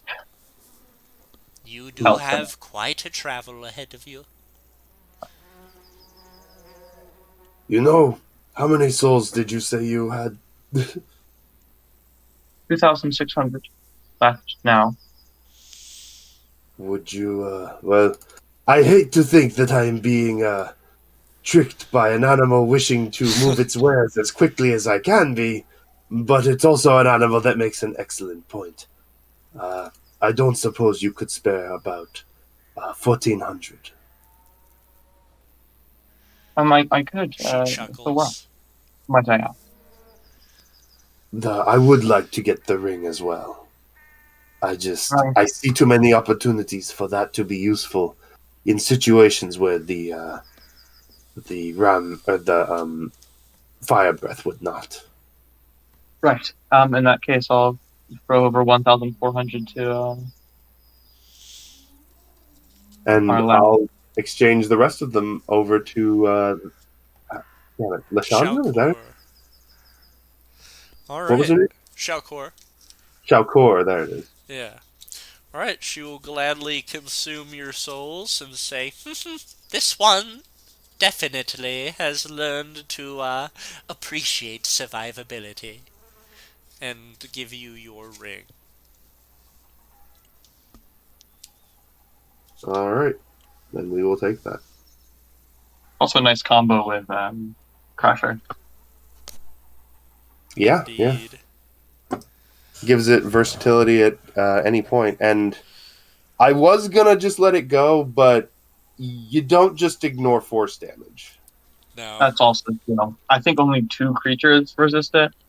Yeah. Not the Mm-hmm. metagame, but Oh, I think it fairly makes sense in universe that magical energy is not resisted by most Mm-hmm. things. And pure magic. monks in particular love to get force damage from magic stuff any way they can, because it's not happening as monk builds go. That's so. I mean, like, it's just, I think, Way of the Astral Self that has any inbuilt force damage. Basically. And I'm not getting that, so. Such a cool subclass.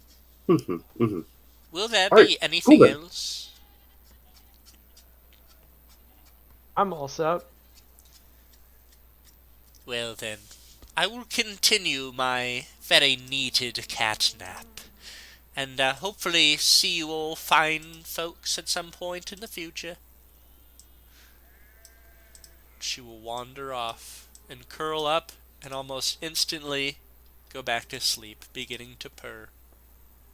Amazing. And so I suppose our only she said target. Our Hello. only location left is Hello. the Baba Booey. the Baba Booey. Church of Baba Booey. The Veragura. Yeah, sure. Whatever you say. Baba What Booey God Church. said. So I imagine I Brandon, say that in character and Shoutboard just opens one eye. The Just Veragura. looks very upset. Oh, why did I- I do that? That's weird. Keep going. I apologize. My Discord did that thing where it stops listening to my voice, so Oh, you shit. didn't hear me. Yeah. Which is super fucking weird. It's like I'm muted, but I'm not muted. I wanted to ask if I could get some 2nd level potions of hold person. Ooh. Potions of hold person? I'm the hold person guy. He is. I know. What are you Listen, trying to All I do. If it's all that you do, here's the thing: is like I think it's a 2nd level spell that's so useful that I want to have some way of doing it without expending spell slots. Yeah, I would say she doesn't have potions for that. Oh, I'm sorry. How about a ray of enfeeblement potion? Asking for such That's some specific. funny shit. You drink this Do you have any potion and let spells you I choose can't this cast, spell. but I can just consume? I mean, she does have animal friendship and clairvoyance. And... Yeah, so no. I would say no. Okay, whatever. I'm trying to have more like buffs and debuffs without Right. running through my spell slots like a maniac. No, I understand. The ones that are listed are the ones that she has.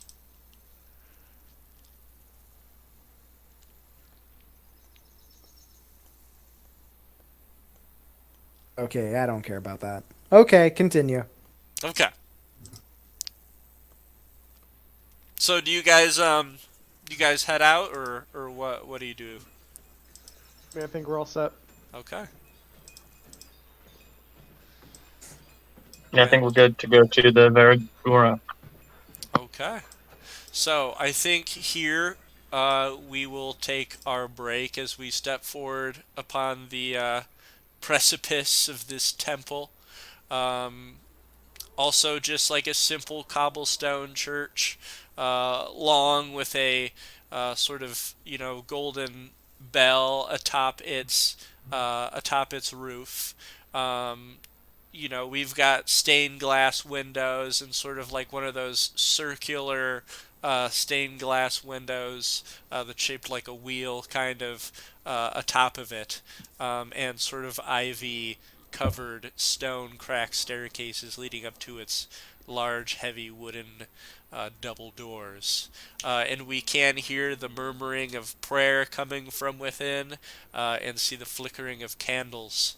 And as we step inside, we will.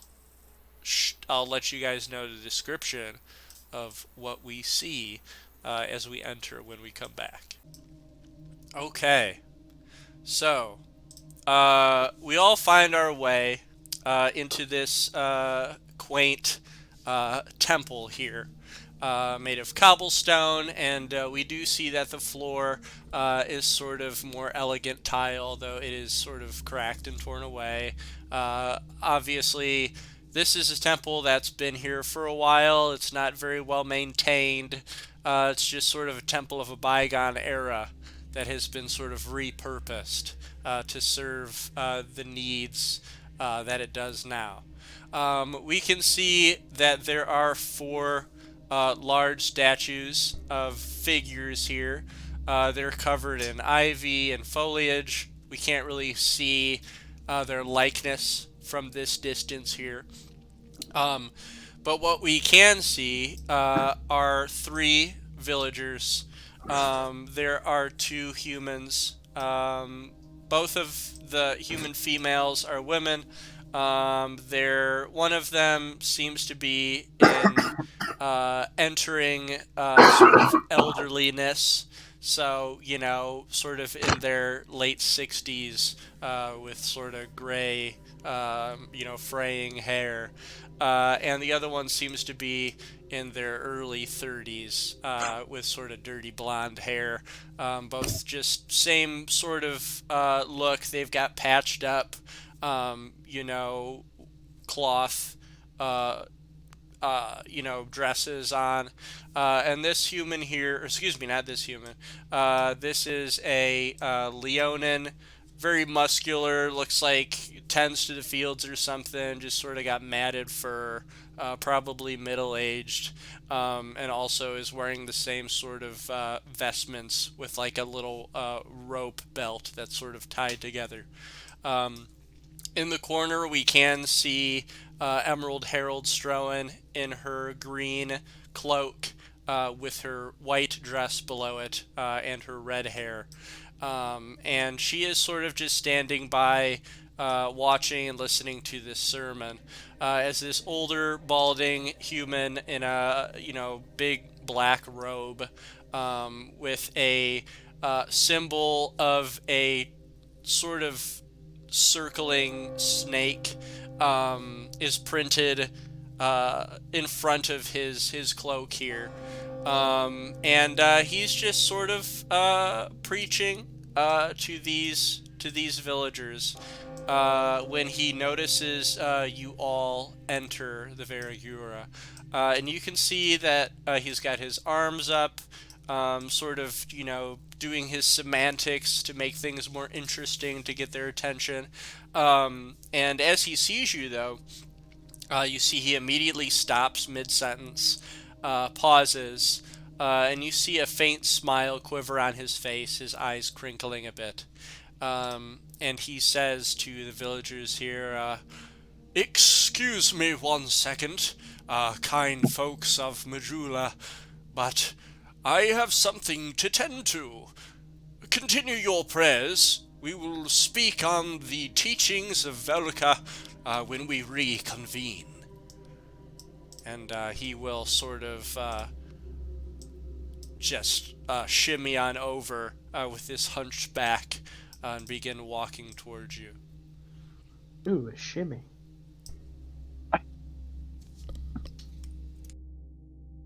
Is there anything you guys do while you're at the doorway? Appreciate the architecture. What'd you say? Yeah, I think I just wait for this guy to approach myself. It's Okay. pretty great architecture. I have a natural distrust of Brandon's priests. Yeah, we did have a whole fucking big old quest. There are a couple masked clerics with long hair, just sort of quietly standing to their sides now. Okay. So, this cleric approaches this old man in sandals and a long black cloak, long black hooded cloak with the hood is down. He's got a tiny little white beard, wispy white beard, and he approaches you. He looks to both Nero and Hebron with open arms as he says, "Fellow clerics, welcome. Welcome to the Church of Verigura. It has been quite a long time since I've seen fellow clerics come this far out to the bottoms of Drangleic. What is it that you're doing in our humble church, men of the cloth from such a elegant region of Drangleic?" He certainly does know how to butter somebody up.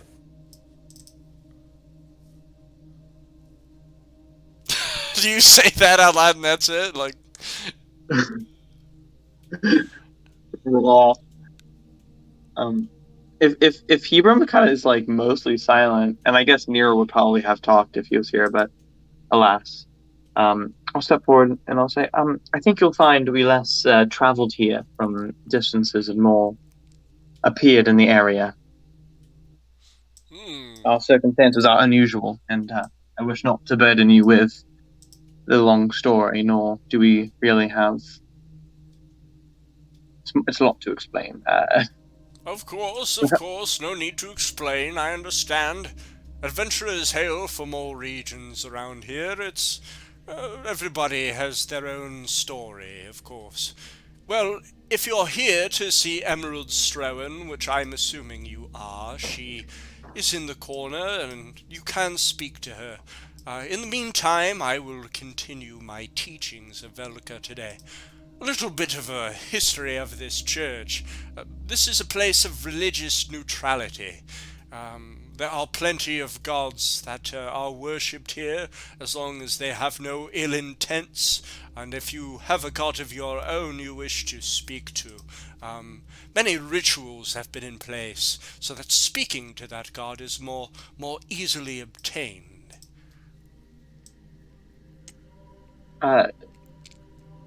Right, sorry. Could you? Sorry, I just zoned out for a second. Could you repeat that? Okay. So he would say, this temple is a temple of religious neutrality. Any gods that are without ill intent, harmful intent, or selfish intent are worshipped here. This is a place where many travelers from all regions can come and rest and speak to their gods and goddesses. Many rituals have been put in place here so that contact with one's deity may be even more easily acquired, if you wish to do so. Right. Thank you for that. I think perhaps our cleric and our paladin might take advantage of that at some point. Although for now, I think we wish to speak with her, with the person we came to see. Of course, of course. And if you wish to later join in hearing the teachings of Velka's followers, that is the sermon that I am giving this fine noon. Blessings be with you all. And Right. he will walk back to his pedestal. Strowen will turn to face you and give a gentle nod. Just to double check. Oh, fuck, I just realized Aaron's not here, so of course he didn't respond. Right. That's Yes. why I mentioned. Okay. Yeah, I know that. So yeah, we'll put him in the corner. Would Hebram have said anything, or would you have met him with stony silence? I have like a distinctly uncomfortable kind of. Whoa. He Yeah. just flash stepped across the fucking. I'm not saying anything Sure, to him, sure. to be fair. Okay. But I am turning to everybody else in my party who's here, and I say, the rest of you can go about your business with the lady. I'm going to tend to some personal matters. Right. Of course.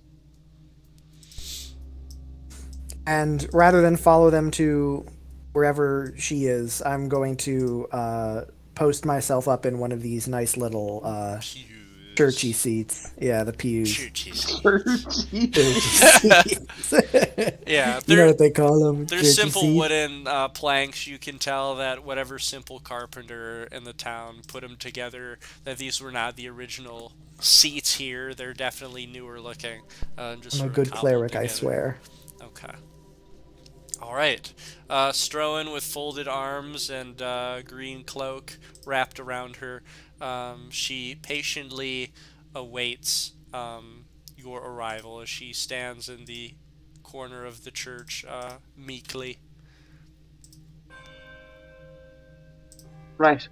I'll walk over. Okay. Everyone else will follow. Okay. Let's see. Okay. Does everybody else approach, or do you guys have something else you want to do? No, I'm good. I want to see this. Okay. So, all right. I'm just bearing witness. All right. You must witness. So you go ahead and stand back then while they approach. Mm-hmm. Okay. Okay. So yeah, we'll just have Nalath and Wally approach. So Strowen will greet you as you arrive with still folded hands of sort of small leather gloves, and she will say, "It is an honor to see you here in Majula. I know that you had survived the trek from the gutter and found your way back here. I'm sorry that I did not unveil myself when you first arrived, but as you might have been told, many adventurers find their way in and out of here, and it is not always apparent which ones to trust with such knowledge of things to come. But I can see that I can trust you now."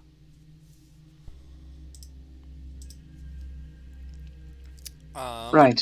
Yeah. That's fantastic. I must ask you. You said you wished to speak with us. Was there a matter that was important, or simply you wished to meet us for what we, spent time in the village and accomplish things? I am here as sort of a guide for those who travel across this land. I know that this is a land of many spirits of both the future and the past that wane together and apart continuously. And I do know that undead such as yourself are chased by a certain brand of spirits who you might have heard of earlier in your journeys before you found your way to the past. This can be quite a confusing transition for undead to suffer through, and I am here to serve as a guide, as I said, to make sure the path that you have chosen is that much more simpler and that much more clear. Have you heard of the Forlorn?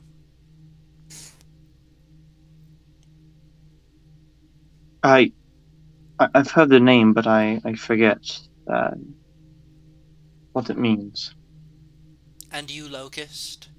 One of such knowledge? Do you recall such a name? Yeah, I'm kind of in the same boat. You arrived here from a place, wavering between good and evil. And unfortunately, your existence upon this land was sown by evil. There is a race of spirits known as the Forlorn, and your existence here is due to you being sown and reaped by these spiritual entities. The more powerful you become and the more souls you consume, the more delectable you become to these creatures. I would assume that they chase you still from things betwixt a land of the future, which you hail from. They wish to consume you. Oh. That's no good. I tell you this because on your journeys as you travel from this safe haven, if you do indeed choose to leave, unlike adventurers who have stayed here, you might be surprised to hear that some of the meager, simple folk that you've come across were once adventurers, forgetting their past but finding new purpose, being able to stave off hollowing with this newfound purpose. But for the rest of you, I would be quite disappointed if you chose to take this fate, even if fear of these spiritual creatures looking to take back what they have created were to frighten you.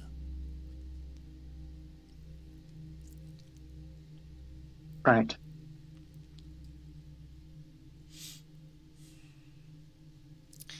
It certainly is frightening. You're actually back there in character, or up with us? Yo, Sorry? Colton, you there? Yes, I am. Alright. But I am actually. I'm going to have it look like. Damn it. I forgot my own character's name. I'm going to have it look Oh, like God. Yanagi is just sitting down in a pew and, like, listening to what's going on, or a chair if there's one on the wall. Okay. No chairs on the wall, but there are pews.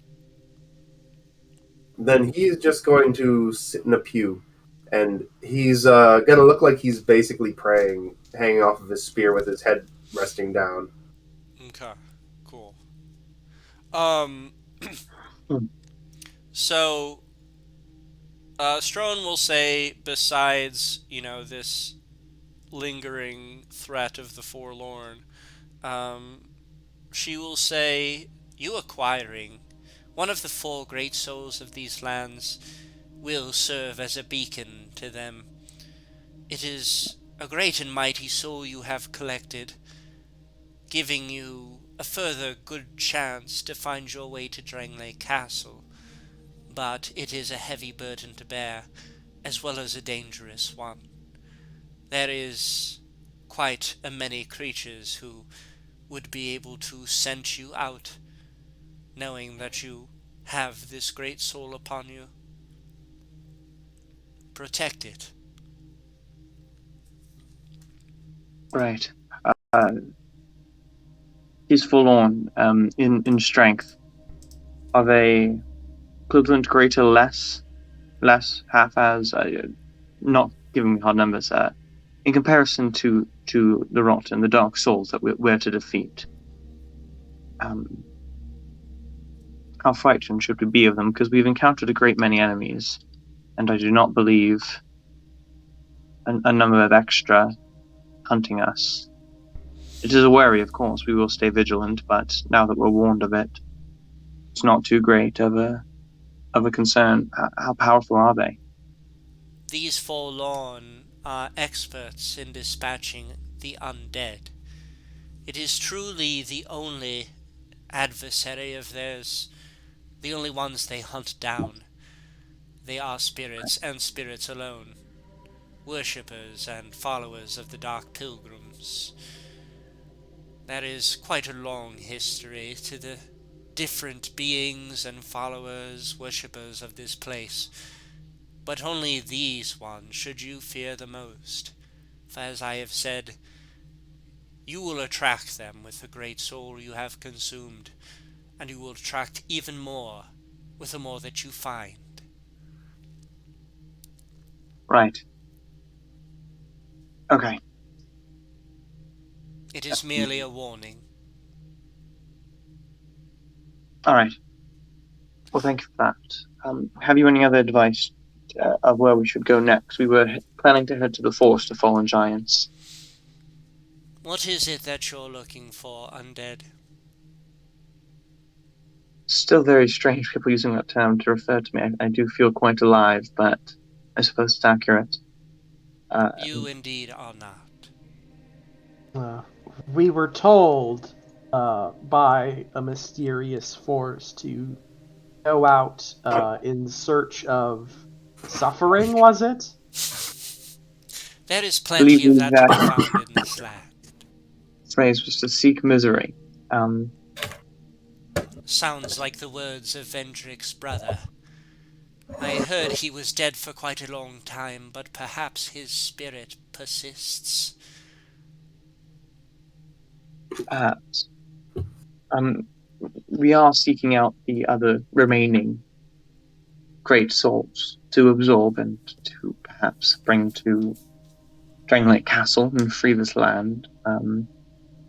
But quite frankly, to be honest, we've no idea where they can actually be found. So we plan to go to the nearest interesting location and simply search out and collect more information. Is that indeed what you plan next? To slay another great soul? I believe so. I'll look to Nalath, who's the only one near me at this point. Yeah, that was the plan. We got 3 more to go, if word is to be believed. She looks... something...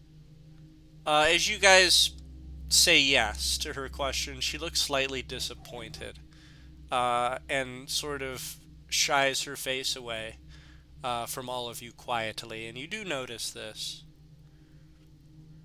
Why? Is there another task you would have us pursue? I don't believe we're in a great hurry to track down the great souls. She looks at you with squinted eyes, almost frustrated, and says, "Do you know the greatest fear of undead, such as yourselves?" I suppose you're about to tell me. It is forgetting. Forgetting one's memory, who they were in life. I'm sure by now you know that is what very much leads to hollowing.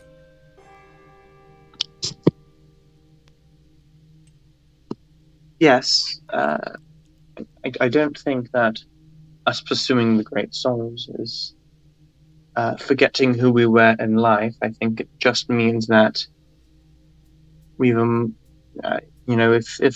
if we happen to encounter our pasts in our quest, hopefully I think we'll stop and deal with them there. But quite frankly, when we've been told that the world's end is on the line, I don't believe it's forgetting ourselves at all to hunt these great souls. In fact, it's quite similar to what I used to do in life anyway. The further you travel from this place, this undead sanctuary, and the deeper you head into the darkness of Drangleic, the more susceptible you become to this curse of forgetting who oneself really is. There is no way that you could reach Drangleic Castle with such abrasiveness.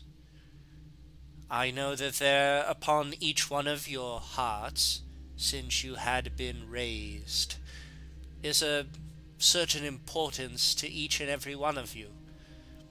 It would be very dangerous to head down this path without pursuing what ails each and every one of you, ails your minds and your hearts.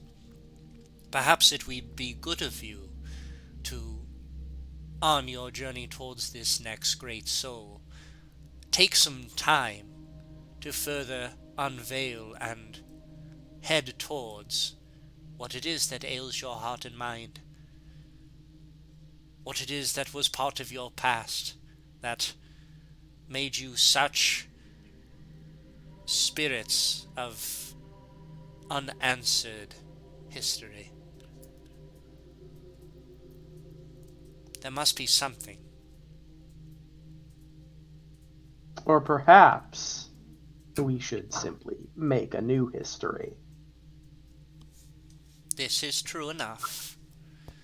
But Perhaps the reason so many undead have succumbed to losing themselves is because they so desperately tried to claw and hold on to what they once were, instead of forging a new path and a new purpose. it sounds as if you speak on that crestfallen soldier at that far-off monument of the giants. A man who I speak of many, but he is one of them, yes. You definitely are strong in spirit.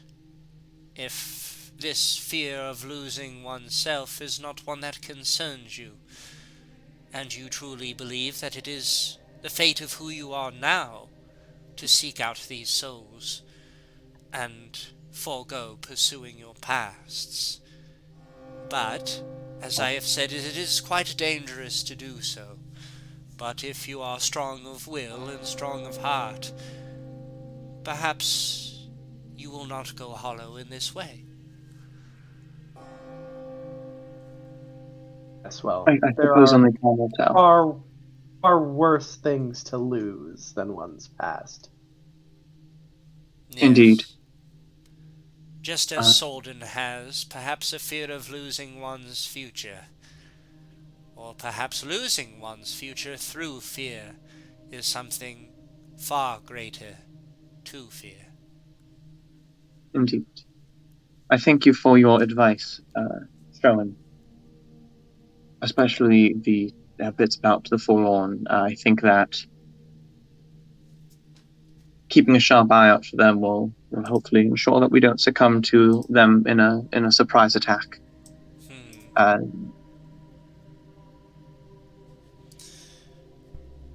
will then tell you, if this is indeed what you pursue, I was hoping it was not, but seeing as you are adamant, I could speak of the next great soul that poisons this land. It would be quite helpful if you know of it. There is a place called Brightstone Cove. It was once a mining village under the control of a duke. But since then, his undead congregation conjured something quite powerful. Something where one of these great souls were able to inhabit its body. Pursue this place, and in finding Brightstone Cove, you might find the next inhabited body of one of the ancient great souls. That is all I have for you at this moment, and I believe it is quite enough. I'm inclined to agree. Indeed. It's very useful, the information you've given us, and I will take in my heart your advice on pursuing our past, even if we decide to pursue other avenues. That would be very wise of you. But go ahead. I know adventurers are what they are, and standing in one place for far too long might be even more dangerous to your well-being. You may stay here for as long as you like, speaking with one's deities or meditating in a place such as this, of such powerful rituals of peace and tranquility, might nourish your soul. But good luck, and blessings to you. And to you as well. Yes, to you as well. And then I'll go into this empty row Okay. and meditate for a little while. Alright. As you get closer, you can see that there is, as far as these statues that you're able to see, the one to the far left. Let me give you a good description. The one to the far left is kind of an intimidating presence. It is a hunchbacked old man with more skeletal features than flesh. Very long, wispy hair that is carved into this statue, as well as a very long, like, fur cloak. In its frail, long arms, you can see that in one hand it holds a sort of goblet, or actually a sort of decorated basin in its left hand, and in its right hand it holds a long whip. The one to the top right, we can tell, is a woman with long hair and tattered robes. And we can see that both of her hands are sort of cupped out to the left and right. And we can see on her wrists are shackles with dangling chains. She's got her head bowed, and we can see teardrops below her closed eyes. To the bottom right, we see a figure whose gender is not discernible. Its facial features do not look, descriptively either male or female, more prominently one than the other. It seems to have a sort of veil above its head that is almost covering its hollow eye sockets. And other than that, it seems to be in a sort of waving, what is tried to be described or like crafted to look as sort of a translucent, silky type robe. And then to the bottom left is another woman. This womanly figure has a long, shrouded cloak that looks almost like dripping candle wax, and sort of an ornate dress. She is frail, and she is holding what looks like a just like slug, without any sort of features, in both Sweet. hands, and sort of cradling it like a child. A slug is in like the animal. Yes. Very nice. And That's interesting. that's what you see. Yeah. I'll keep those in mind. Do they seem to have like little plaques near them, describing like what they are, or Just statues. Right.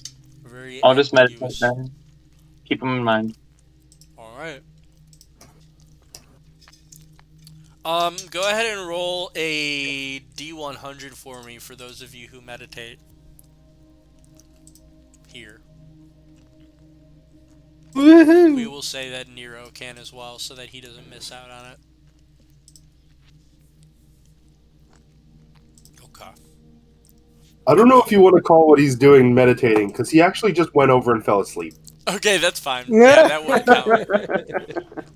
Yeah, that tracks. On point. No, that's definitely like how do I kneel? My legs don't. How does that? Okay. Can I also take some time to meditate? You can indeed. I would like to meditate on the nature of the flame. Ooh. Alright, so do you want to sit in a pew, or do you want to stand away from... We'll be over here. Okay. Over here. Sounds good. Some of the villagers are definitely a little uncomfortable seeing a Live long snake in their snake church. sort of slither up to one of the pews. This is a non-denominational snake in a Yes. non-denominational Yeah, church. which is why they don't Non-denominational. outcry. They call the snurch. Snake church. That Uh, snail church. Nero Snail does church, sort you of know it. have a encounter here, but I won't say it since Nero is not here.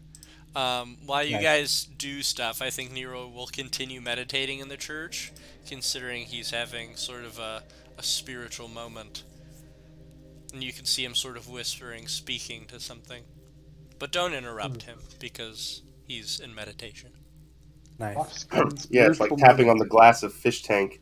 Yeah. Doom, doom, doom. Hey. Cleric Bertrand, which he would have told you is his name.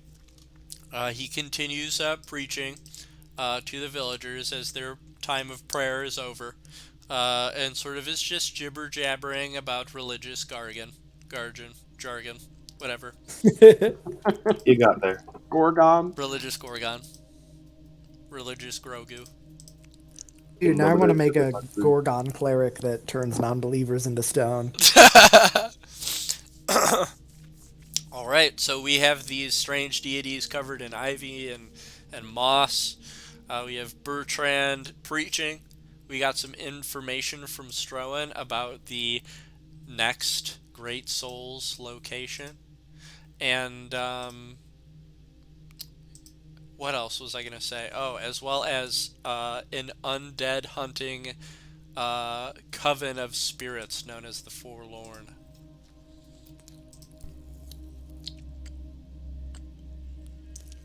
And I don't have Brightstone Cove as a token yet, but I will give you guys a picture of the updated map when we're done. Sounds good. I know that we started early to go later. Yeah.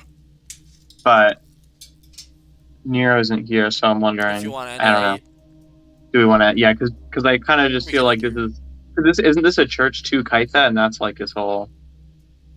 I know that's his god as well. Or I thought there was some relation to it. He mentioned. I don't think anyone mentioned Kaitha, but you can probably, if you do recognize Kaitha, discern whether one is here or not. So yeah, if Nero wants to have like a moment next session, we can do that. I think Strowen was not last session was wearing a symbol of Kaitha that Nero recognized. Okay. But I'm unsure. I got you. That is my memory alone because I did not write it down. Let's see here. I think I should have a location here though. Before we head out. So let me go ahead and give you guys a little circle at least for where we can find Brightstone Cove. We're gonna put that right here. Ooh. Okay. That's quite a distance away. I think maybe once we're all done meditating. Does anything happen with the D100 rolls, or I'm assuming that we had to roll? Only Nero. Okay. Can I have like a tiny chunk of RP moment? Yeah, for sure. Oh, you switched the thing already. I'm sorry. No, let me go ahead and go back. Okay. We're good. No, Hebron had like a specific purpose for like coming over here and sitting down and being such a busy cleric, because the last time he tried to talk to his god, it kind of fell through. Yeah. And the whole double death situation has had him kind of like not as sure about his faith as he has been in the past. Sure. So at this point in his journey, after slaying a horrible abomination, Yeah. he's praying to seek basically reaffirmation that he's following the will of the All-Father. Sure. Okay. Is there anything that you would say calling out to your god specific, or do you want to just keep it as that? No, basically it would be this it would be a very elaborate ceremonial, like, Sure. "Oh, all father to whom I've devoted my life, etc., etc." After like questing your world and cleansing it of darkness to let your flame spread further, I beseech you now to let your flame touch me, that I know of your presence and that I follow your path.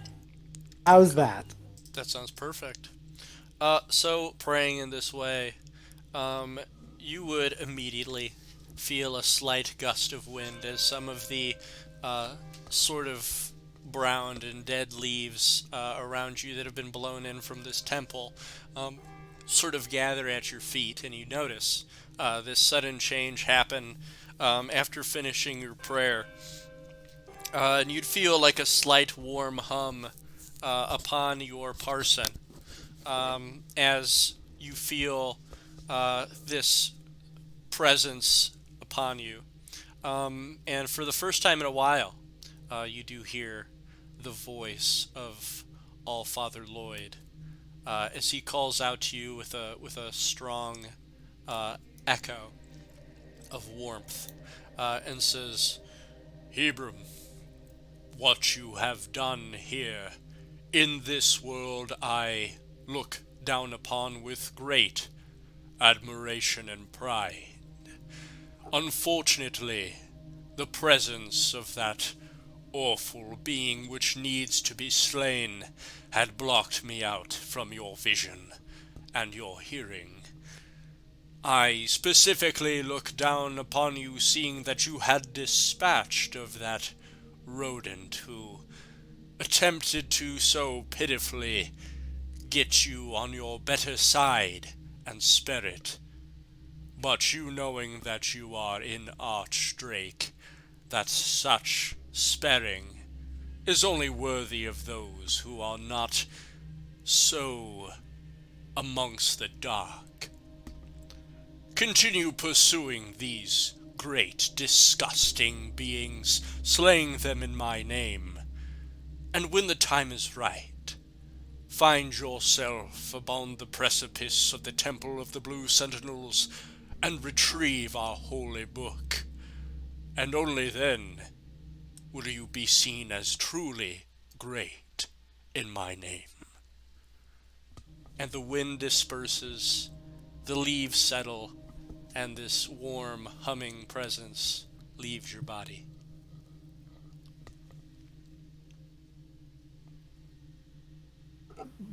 Perfect. Beautiful. More than I could ever have asked for. His will be fucking done. Nice. Yep. I love it. Awesome. Everyone's like, I'm questioning my faith in his God. Like, nope. Fuck you are. You've got better things to do than to question your faith, youngster. Get out of here with that shit. Yeah. Go fucking kill some more evil guys. Kill some more That's rat right. people. My God. Imagine if that was like religion in real life. For real, Oh dude. Lord, how do I even know you're there? And a silent magic hand just slaps you across the cheek. Of course I'm there. You Get up there and fuck. love your fellow man. Go to How the church. hell do you think you have magic, idiot? Yeah, exactly.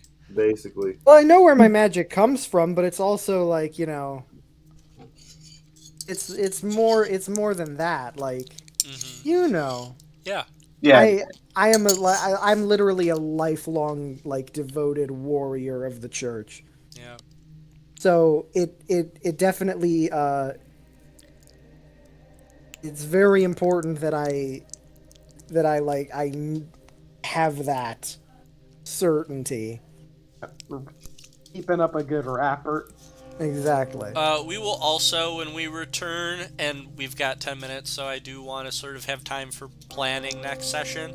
But we'll definitely like go back in time a little bit so that Nero can also talk to his deity, because I feel like Nero definitely has a different stance than you do, as you guys have displayed before that you are sort of opposing in belief a little bit.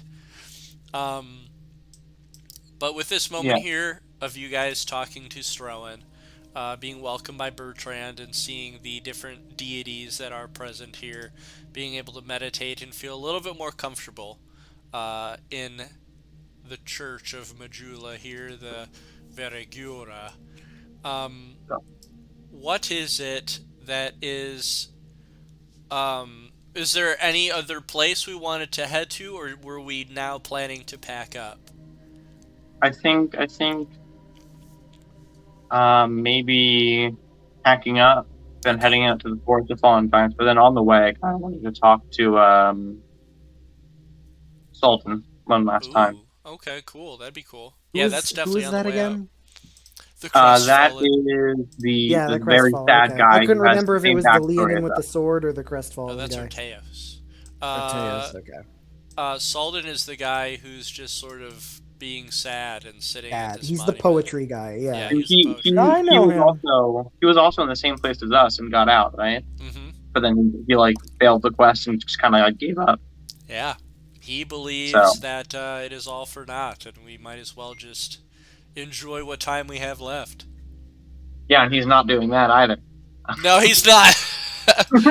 Some people He's get finding- enjoyment out of He's sulking. finding it a little difficult. He's got his earphones on. He's bobbing his head, vibing to the Black Parade, just having a good Yeah, time. the only reason that he seems upset is because he just hates talking to people. Yeah, yeah, He's actually Maybe super he's happy whenever we're not there. He's just emo. yeah. He's just vibing. That's his jam. That's what he does. All right, so yeah, when we come back, we will reconvene, and we will make plans to head out. And if Nero wants to do something else, that's dope too.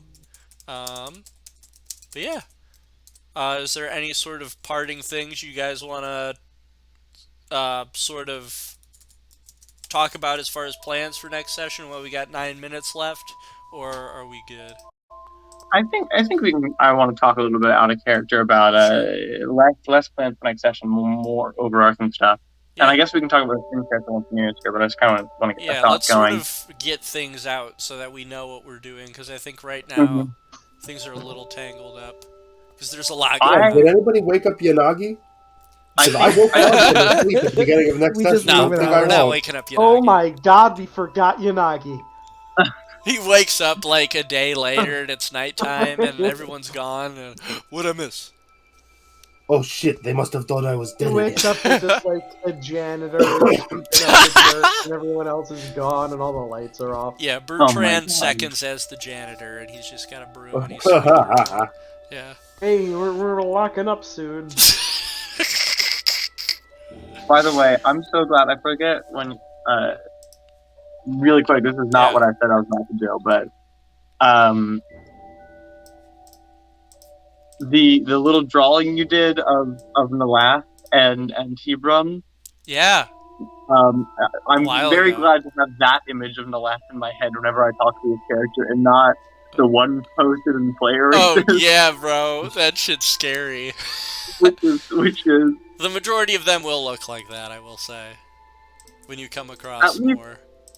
I prefer the more humanoid body and the locust face to the human face and the locust body. Yeah, human faces. I'm a rare mutation where it kind of reversed itself. Yeah, you're like those opposite. What is it? The Tartar. Yeah. What? But anyways, so what Strowen said in character, I kind of like tried to shut her down because I think that's what Wally would have done. But Yeah. do we want to start pursuing our backstory stuff? Because I don't know where. Cause I'm assuming the last stuff is in Jugo.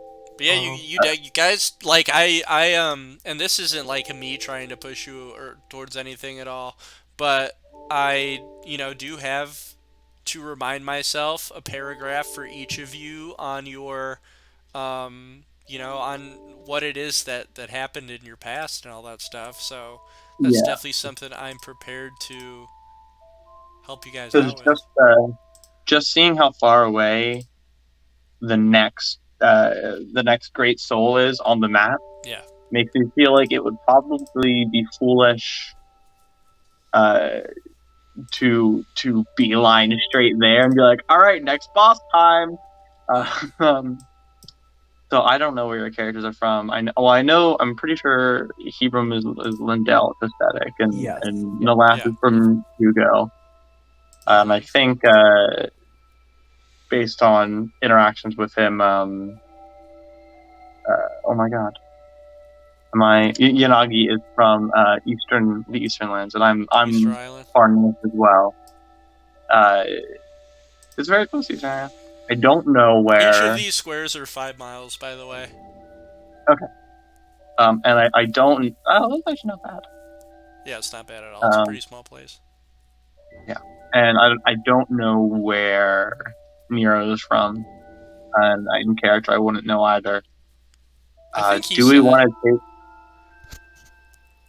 I think I we knew don't that remember. they're both from Lindell. They're both Lindell. I know that he used to be of the same religion as you, but I wasn't sure if he was Yeah. from the same place. Do we wanna do some backstory stuff instead of because I don't know, beelining it. It's kind of also out of the way to go to any of our homelands. They're all on the other side of the map. Mm-hmm. I definitely think did complete want it stroke of fate. to feel like, we weren't just like gaming, like boop boop boop boop, get all the guys. There's, I think it definitely is overwhelming because there's a lot of places and they all don't need to be explored at all. But I will also say exploration, that in character, I also kind of feel like I know we all have like our dark path that led us to being chosen as the undead or some unfinished business that may just That's come right. back, but we haven't fully shared that in character. So Yes.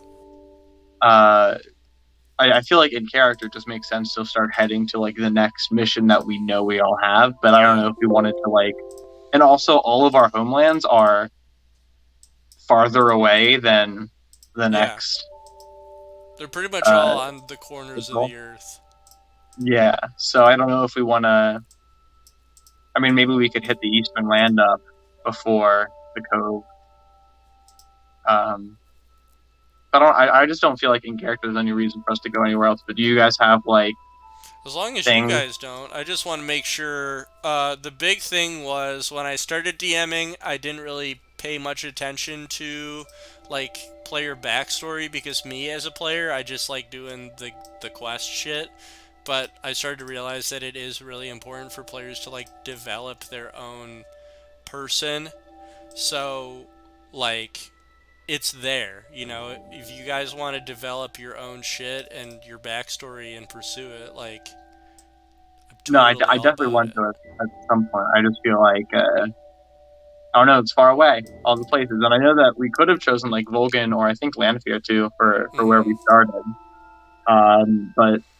But none of us did. That's funny. Whose idea was that, huh? Well, I mean, they're all kingdoms. Yeah, it wasn't nobody's fault because it's not like we knew geography. Right. No, we didn't know where we'd be starting either. Look So at this guy. He doesn't even know we just geography. all happened to pick the corners of the earth, Uh-huh. and we started in the south corner. So I mean, but either way, if you guys do decide to visit like any kingdom, it's a kingdom. They got like stuff to do, and yeah, I know. think that just on the way to the cove, we're gonna end up going through Lanfear because I don't imagine we'll want to trek through mountains. Yeah. Just look at the geography a little bit, and realistically, we're hitting Earthen Peak on the way just to get some magic shit. Oh my god. My bad. But what do you guys think? No, that sounds reasonable. I like Earthen Peak being the next like stepping stone. Yeah, it sounds fun. I agree. Kind of like this sort of. I guess we're at Majula, right? So kind of like this, and then Did you now see the thing is that I do want to say about like random shit in the wilderness. Obviously, I don't have a map for, like, if you guys are... Well, I've got, like, a basic thing. But Yeah. pretty much what it's going to be is, like, every, square you travel there's a chance of having a random encounter. So, Ooh, like... Final Fantasy. Yeah, so, like, if you guys choose to bypass, like, a main location where there is, like, some story stuff going on, and you guys decided, fuck it, let's not even go to the forest, let's just go, like, this way. I've got, like, random encounter stuff that can happen whenever you guys just travel the countryside. Are Okay. these on the map? Are those like hills or mountains? Where? Right here. Those are... Oops. Smaller, like, rounded off areas or hills and, like, plains, but, like, obvious mountains are mountains. Okay. Then I think we can just go, and it's about the same as... Yeah. 'cause So I would say you guys know because you've been told about it. Forest of Fallen Giants is like majority of the place where like the War of the Giants took place. Right. So there's some like history there. I like To be honest, story. I am interested in what happened there in character and out. So, Cool. do we still feel like... Does somebody Force have one of Fallen those Ashen Hearts, or is that just something we know about? No, we gave the we only one we did had have away. one. Hmm? We gave it away to Arteos the Iron Seeker because he wanted one. Oh, Well, actually, we traded it with, I think, Sweet Shell. No. We gave it to Yeah. to him. She wanted it, but you chose not to give it to her, I think. Yeah. She said she'll trade like the dragon orb or something like that. Oh Something yeah, similar. you guys were like, "Oh fuck it, no, that sounds really important. We want that." Unless you guys did give it Yes, away. no, I still have that. Oh, we still have the dragon orb too. Okay. Huh? Awesome. Okay, We so I don't have elected, anything we else to elected say, to so- take the dragon orb over the mist heart. Right. did she say where it was from, like its origination at all? For sure, she did, and I for sure have that in my notes I somewhere. might have to write that down on the map too. Does Dragon Airy sound familiar to you? Yeah, she mentioned it. Alright, I'll put You that did down mention on the map too. huh. Alright, that'll be cool. So yeah, we've got, besides the main kingdoms, we've got a bunch of fucking cool places we can visit. Fucking Brightstone Cove, the Forest of Giants, Earthen Peak. Yeah, so The amount damn. of times I wrote the date is unknown in my notes until today. That's funny. Yeah. So 16th of Nim. So whatever the date it is the date it's gonna be. Well, that would make sense because it would be the A week 11th doesn't of pass. Nim then. Yeah, it's Yeah. the 11th of Nim right now then. But yeah, and then every time we travel, for the day, it'll be a certain weather condition, and then the next day I'll re-roll what the weather is, and Fuck yeah. it'll be fucking Yeah, cool. sounds good. Hope you guys are ready for some open world bullshit. Hell boy. yeah. Yeah, one of my We're notes getting into a it while now. ago from like session 4 after I came back. Very what's the word? Relevant. It says we're Breath of the Wild in this shit. Yeah, finally. Yep. That was right after the 4 ancient soul co-rulers and the 4 scattered vessels around the place. I wrote we're Breath of the Wild in this shit. Yeah. I still look back on your notes every once in a while. What I really I Yeah. took better ones this session. I've been slacking. what I I'm back. really like want to do by the end of this, if we make it to the end, like that's gonna be like legendary. Like that's never happened Yeah. before in the history of D&D ever. It never happens. But like whenever this does end, I totally want to like share the Google Doc with you guys of like the campaign, so you can see like stuff that you missed, or magic items you missed, or descriptions, or like just character sheets for outtakes. monsters. What? Mhm. All the outtakes. Yeah, everything that's going on. That's just cool. Like obviously you guys don't have to read it, but just like to give you guys as a gift for playing would be cool. You missed the fucking. Yeah. Who was it? Was it our old campaign we did in your basement, Brandon, where we had the potential for like the fucking optional boss fight against Jerry Seinfeld in the Crystal Dimension. Huh? That came from the Dark Souls game that Zach and all my college friends when Jake wasn't around. God, was it really? Yeah, that was our last session where like Isaac died because he got encrusted in like crystal from like this black Crystal, yeah. lightning. And then we for some reason made a joke about Jerry Seinfeld being trapped and being like, well, what's with the Lords of Cinder anyway? And I think it Oh my was God. fucking Zach. I don't know where you got that from, but that was your thing. Improv. I've seen so many Seinfeld My memes twisted recently. mind. We're like, Jerry, what's up with this? Yeah. And then the rats, the eyes, the rats, the teeth. That one too. But yeah. Yeah. Fuck. Good times. Tutorial Alright, well, Island is over. Here we go into the Thank you, wilderness. Brandon. Oh boy. Of course. Thank you, Brandon, so much. I'm very excited to leave the Great Plateau. Hell yeah, me too. Yeah.